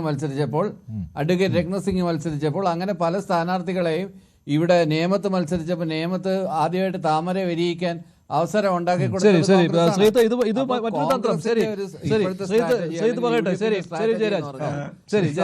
BJP. പിന്നെ ശ്രീ ജയരാജ്, ഇതൊക്കെ ഇലക്ഷൻ കഴിഞ്ഞിട്ടും പറയാം പ്ലീസ്, ഒരു സെക്കൻഡ്. നോക്കൂ, താങ്കൾ ഇവിടെ ചവറ മുതൽ ചവറ വരെ വ്യാപിച്ചു കിടക്കുന്ന വിശാലമായ RSP എന്ന് പറഞ്ഞിട്ട് അവരെ ആക്ഷേപിക്കുന്ന സമയത്ത് താങ്കൾ ഒരു കാര്യം പ്രാഥമികമായിട്ട് ആലോചിച്ച് നോക്കേണ്ടത്, കേരളം മുതൽ കേരളം വരെ വികസിച്ച് കിടക്കുന്ന വിശാലമായിട്ടുള്ള CPM എന്ന് പറയുന്ന ദേശീയ പാർട്ടിക്കുള്ള അതേ ലോക്സഭാ അംഗങ്ങളുടെ എണ്ണം തന്നെയാണ് ഈ RSPക്ക് ഉള്ളത് കേട്ടോ. അപ്പോൾ അങ്ങനെ നോക്കിക്കഴിഞ്ഞാൽ അതിനകത്ത് വലിയ മേനി നടിക്കാനുള്ള അഡീഷണൽ കാര്യങ്ങളൊന്നുമില്ല. പിന്നെ ഇവരുടെ ഒരു പ്രധാനപ്പെട്ട പ്രശ്നം, ഈ തെരഞ്ഞെടുപ്പിൽ എല്ലായ്പ്പോഴും സ്വന്തം ശക്തി മാത്രമല്ല എന്നുള്ളതിനെ പറ്റി മനസ്സിലാക്കണം. എതിരാളിയുടെ ദൗർബല്യവും ഒരു വിഷയമാണ്. അപ്പോൾ ഏതെങ്കിലും ഒരു സ്ഥാനാർത്ഥിയെ സാധ്യതകളുടെ അടിസ്ഥാനത്തിൽ, വിന്നബിലിറ്റിയുടെ അടിസ്ഥാനത്തിൽ UDF പിന്തുണയ്ക്കുകയാണ് എങ്കിൽ അത് അവരുടെ ഒരു ടാക്ടിക്സ് എന്ന രീതിയിലത്തേക്ക് മാത്രമേ അതിനെ കാണേണ്ടതുള്ളൂ. അതല്ലാതെ അതിനെ ഏതെങ്കിലും അവർക്ക് സ്ഥാനാർത്ഥിയെ കിട്ടാഞ്ഞിട്ടാണെന്നോ എന്നൊന്നും പറയേണ്ടതില്ല. അത് അവരുടെ കൂട്ടായിട്ടുള്ള ഒരു തീരുമാനത്തിന്റെ അടിസ്ഥാനത്തിലാണ്. ഇത്തവണ തന്നെ ഈ പ്രതിപക്ഷത്തിന് വലിയ ശക്തിയില്ല എന്ന രീതിയിലത്തേക്കുള്ള ഒരു സ്ലോഗൻ അല്ല LDF സ്വീകരിച്ചിരിക്കുന്നത്. മുൻ വർഷങ്ങളിൽ എങ്ങനെയായിരുന്നു? LDF വരും, എല്ലാം ശരിയാകുമെന്ന് പറയുമ്പോൾ സ്വന്തം കഴിവിലുള്ള ആത്മവിശ്വാസമാണ്. ഉറപ്പാണ് LDF എന്ന് പറയുന്ന സമയത്ത് സ്വന്തം കഴിവിലുള്ള ആത്മവിശ്വാസമാണ്. ഇത്തവണ പറയുന്നത് എന്താണ്? മറ്റാരുണ്ട് ഞങ്ങളല്ലാതെ എന്നാണ്. എന്ന് വെച്ച് കഴിഞ്ഞാൽ ഞങ്ങൾക്ക് ഏബിളായിട്ടുള്ള ഒരു ഓൾട്ടർനേറ്റീവ് ഇല്ല. അതായത് ഞങ്ങളുടെ മെച്ചമല്ല, എതിരാളിക്ക് അത്രത്തോളം ദൗർബല്യമുണ്ട് എന്ന രീതിയിലത്തേക്കാണ് പറയുന്നത്. എന്ന് വെച്ച് കഴിഞ്ഞാൽ തന്നെ ഓൾട്ടർനേറ്റീവിനെ പറ്റി കേരളം ചർച്ച ചെയ്യുന്നു എന്നുള്ള ഒരു റിയാലിറ്റി CPM മനസ്സിലാക്കിയിട്ടുണ്ട്. എന്നിട്ട് ഈ CPM ചെയ്യുന്ന ഒരു കാര്യമുണ്ട്, ഏതെങ്കിലും ഒരു വിമത സ്വരം വന്നു കഴിഞ്ഞാൽ ആ സമയത്ത് തന്നെ അയാളെ അങ്ങ് തള്ളിക്കളയുകയാണ്. ഇപ്പം എല്ലാവർക്കും സ്ഥിരം ഉപയോഗിക്കുന്ന ഒരു വാക്കുണ്ട്, വർഗവഞ്ചകൻ. ഞാനിങ്ങനെ നോക്കിയിരിക്കായിരുന്നു TK ഗോവിന്ദനെതിരെ എപ്പോഴാണ് അത് വരുന്നതെന്ന്. ഓൾറെഡി വന്നു കഴിഞ്ഞു. ശ്രീ MV ജയരാജൻ അത് പറഞ്ഞു കഴിഞ്ഞു. ശ്യാമളയെ സ്ഥാനാർത്ഥിയാക്കിയിരിക്കുന്നതിൽ MV ഗോവിന്ദന് പങ്കില്ല എന്ന് പറഞ്ഞിട്ട് ശ്രീ MV ജയരാജൻ ഇതിനോടകം പറഞ്ഞു. ഏത് മീറ്റിങ്ങിലാണ് അത്? MV ഗോവിന്ദൻ ചെയർ ചെയ്തിരിക്കുന്ന മീറ്റിങ്ങിലാണ് ഈ സ്ഥാനാർത്ഥി ചർച്ച വരുന്നത് എന്ന് TK ഗോവിന്ദൻ വളരെ കൃത്യമായിട്ട് പറഞ്ഞിട്ടുണ്ട്. അപ്പോൾ എന്താണ്, വായും അടച്ച് പിന്നെ ചെവിയും മൂടി കണ്ണും തുറക്കാതെ ശ്രീ MV ഗോവിന്ദൻ ഈ ചർച്ചയിൽ ഇരുന്നു എന്നാണോ പറയുന്നത്? അത് എല്ലാ പാർട്ടികളിലും സംഭവിക്കുന്ന കാര്യം തന്നെയാണ്. ശ്രീ പണിക്കർ, ചരിത്രം നമുക്ക് അറിയാമല്ലോ. K മുരളീധരൻ എങ്ങനെയാണ് ആദ്യം സ്ഥാനാർത്ഥിയായത് എന്ന്. തീർച്ചയായിട്ടും നോക്കൂ, ഇതിലൊരു പ്രധാനപ്പെട്ട കാര്യം, ഇപ്പോൾ ആന്തൂരിലെ സാജന്റെ കാര്യം പറഞ്ഞു. ആന്തൂരിലെ സാജന്റെ മരണവുമായി ബന്ധപ്പെട്ട് പ്രതിപക്ഷ പാർട്ടികളായിക്കോട്ടെ, ഇവിടുത്തെ മാധ്യമങ്ങളായിക്കോട്ടെ, ഇത്രയും കാലം പറഞ്ഞിരിക്കുന്ന അതേ കാരണം തന്നെ ഇപ്പൊ TK ഗോവിന്ദൻ പറയുകയാണ്. അതൊരു പ്രാദേശിക വിഷയമാണോ? ആന്തൂരിൽ മാത്രം ബാധകമായിട്ടുള്ള, തളിപ്പറമ്പിൽ മാത്രം ബാധകമായിട്ടുള്ള ഒരു വിഷയമാണോ? അന്ന് ഈ പിന്നെ പാർട്ടിയോടൊപ്പം നിൽക്കാത്തതിന്റെ പേരിൽ, അല്ലെങ്കിൽ ശ്യാമളയ്ക്കൊപ്പം നിൽക്കാത്തതിന്റെ പേരിൽ എല്ലാ ആൾക്കാരും ഗോവിന്ദൻ മാഷിന്റെ നോട്ടപ്പുള്ളികളായി എന്ന് പറയുന്നത് TK ഗോവിന്ദനാണ്. TK ഗോവിന്ദൻ എന്ന് പറയുന്ന സഖാവിനെ നിങ്ങൾക്ക് അറിയില്ല എങ്കിൽ അദ്ദേഹത്തിന്റെ ചരിത്രം എന്താണെന്നോ അദ്ദേഹത്തിന്റെ പാർട്ടിയിലുള്ള ക്രെഡിബിലിറ്റിയെ പറ്റിയോ നിങ്ങൾ മനസ്സിലാക്കണം. P ജയരാജൻ അതിനെ തുടർന്നുണ്ടായിരിക്കുന്ന അനുഭവത്തിനെ കുറിച്ച് ഞാൻ പറയുന്നില്ല അധികമൊന്നും. പക്ഷേ അദ്ദേഹം സെക്രട്ടറി ആയിരിക്കെ അദ്ദേഹം വടകരയിൽ മത്സരിക്കുന്നു, തോക്കുന്നു, പിന്നീട് അദ്ദേഹത്തിനെ തിരിച്ച് ജില്ലാ സെക്രട്ടറി ആക്കുന്നില്ല. മറ്റ് 2 ആൾക്കാർ കൂടി അതേ തെരഞ്ഞെടുപ്പിൽ ഇതേപോലെ നിന്ന് പരാജയപ്പെട്ടു. അവർക്ക് വീണ്ടും ആ ചുമതല കൊടുത്തു. ജയരാജനെ കൊടുത്തില്ല എന്ന് പറഞ്ഞു കഴിഞ്ഞാൽ അതിനർത്ഥം വെട്ടി എന്നാണ്. മറ്റൊരു വാക്ക് അദ്ദേഹം ഉപയോഗിക്കുന്ന ആലോചിച്ച് നോക്കൂ, KK ശൈലജയെ നാട് കടത്തി എന്നാണ്. മണ്ഡലം മാറുക എന്ന് പറഞ്ഞതിന് നാടുകടത്തൽ എന്നല്ല സാധാരണ പറയുന്നത്. പക്ഷെ ഇവിടെ സംഭവിച്ചിരിക്കുന്നത് നാടുകടത്തലാണ് എന്ന് പറയുന്നുണ്ട്.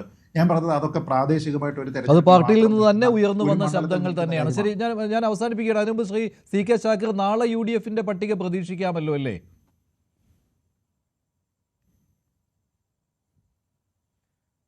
അല്ല, നാളെ അല്ലെങ്കിൽ തൊട്ടടുത്ത ദിവസം. അത് നിങ്ങൾക്കറിയാം, CPMന്റെ നേതാക്കന്മാർ ഒന്നൊന്നായി അവിടുന്ന് ഇറങ്ങിപ്പോരുകയാണ്. അതോടൊപ്പം തന്നെ പറയട്ടെ, അതോടൊപ്പം തന്നെ ഇപ്പോൾ ഇതേ നേരത്തെ പറഞ്ഞു, കമ്മ്യൂണിസ്റ്റ് മാനിഫെസ്റ്റോയെ പരിഹസിച്ചുകൊണ്ട് ഒരാൾ കമ്മ്യൂണിസ്റ്റ് പാർട്ടിക്ക് വേണ്ടി ന്യായീകരിക്കുകയാണ്. എന്നാൽ കമ്മ്യൂണിസ്റ്റ് മാനിഫെസ്റ്റോയെ പുകഴ്ത്തി പറയുന്ന G സുധാകരനെ ഇവർക്ക് അനഭിമതരാവുകയാണ്. ഈ രീതിയിൽ കേരളക്കരയിൽ CPM ഖുറാനും ബൈബിളും ഒന്നും അല്ല ഷാക്കിറെ, അത് ഖുറാനും ബൈബിളും ഒന്നും അല്ല ഡെയിലി പാരായണം ചെയ്യാൻ. ആളുകൾ നിങ്ങൾക്കിപ്പോ പിണറായിസ്റ്റ്, റിയാസിസ്റ്റ് അല്ലല്ല, നിങ്ങളെ സംബന്ധിച്ച് പിണറായിസ്റ്റ്, റിയാസിസ്റ്റ്, ഗോവിന്ദനിസ്റ്റ്, നിങ്ങൾക്ക് ഇതാണ് ഇഷ്ടം അല്ലേ? നിങ്ങൾക്ക് പിണറായിസ്റ്റ്, ഗോവിന്ദനിസ്റ്റുമാണ്. കമ്മ്യൂണിസ്റ്റ് മാനിഫെസ്റ്റോ പോലും നിങ്ങൾക്ക് അലർജിയാണ്. അല്ല, നിങ്ങൾ അലർജിയാണ്. അപ്പൊ അതുകൊണ്ട് തന്നെ കേരളം നിങ്ങൾക്ക് പകരം എല്ലാം വെക്കാനുണ്ടെങ്കിൽ പറ ഷാക്കിറെ, പകരം എന്തെങ്കിലും വെക്കാനുണ്ടെങ്കിൽ പറയേ, പിന്നെ നിങ്ങളുടെ അഴിമതിക്ക് സ്വജനപക്ഷപാതത്തിന് പകരം വെക്കാനുണ്ട്. ജനക്ഷേമ ഭരണം പകരം വെക്കാനുണ്ട്. ജനക്ഷേമ ഭരണം അല്ല, നിങ്ങളൊന്ന് ക്ഷമയോടെ, സമയം കഴിയാറായി. അല്ല, നിങ്ങൾക്ക് ചർച്ചയുടെ സമയം കഴിയാറായി. നിങ്ങളുടെ സ്വജനപക്ഷപാതത്തിന്, ജനദ്രോഹ ഭരണത്തിന് എതിരെ ജനക്ഷേമ ഭരണം കാഴ്ചവെക്കാൻ ഐക്യജനാധിപത്യ മുന്നണി മെയ് 4-ാം തീയതി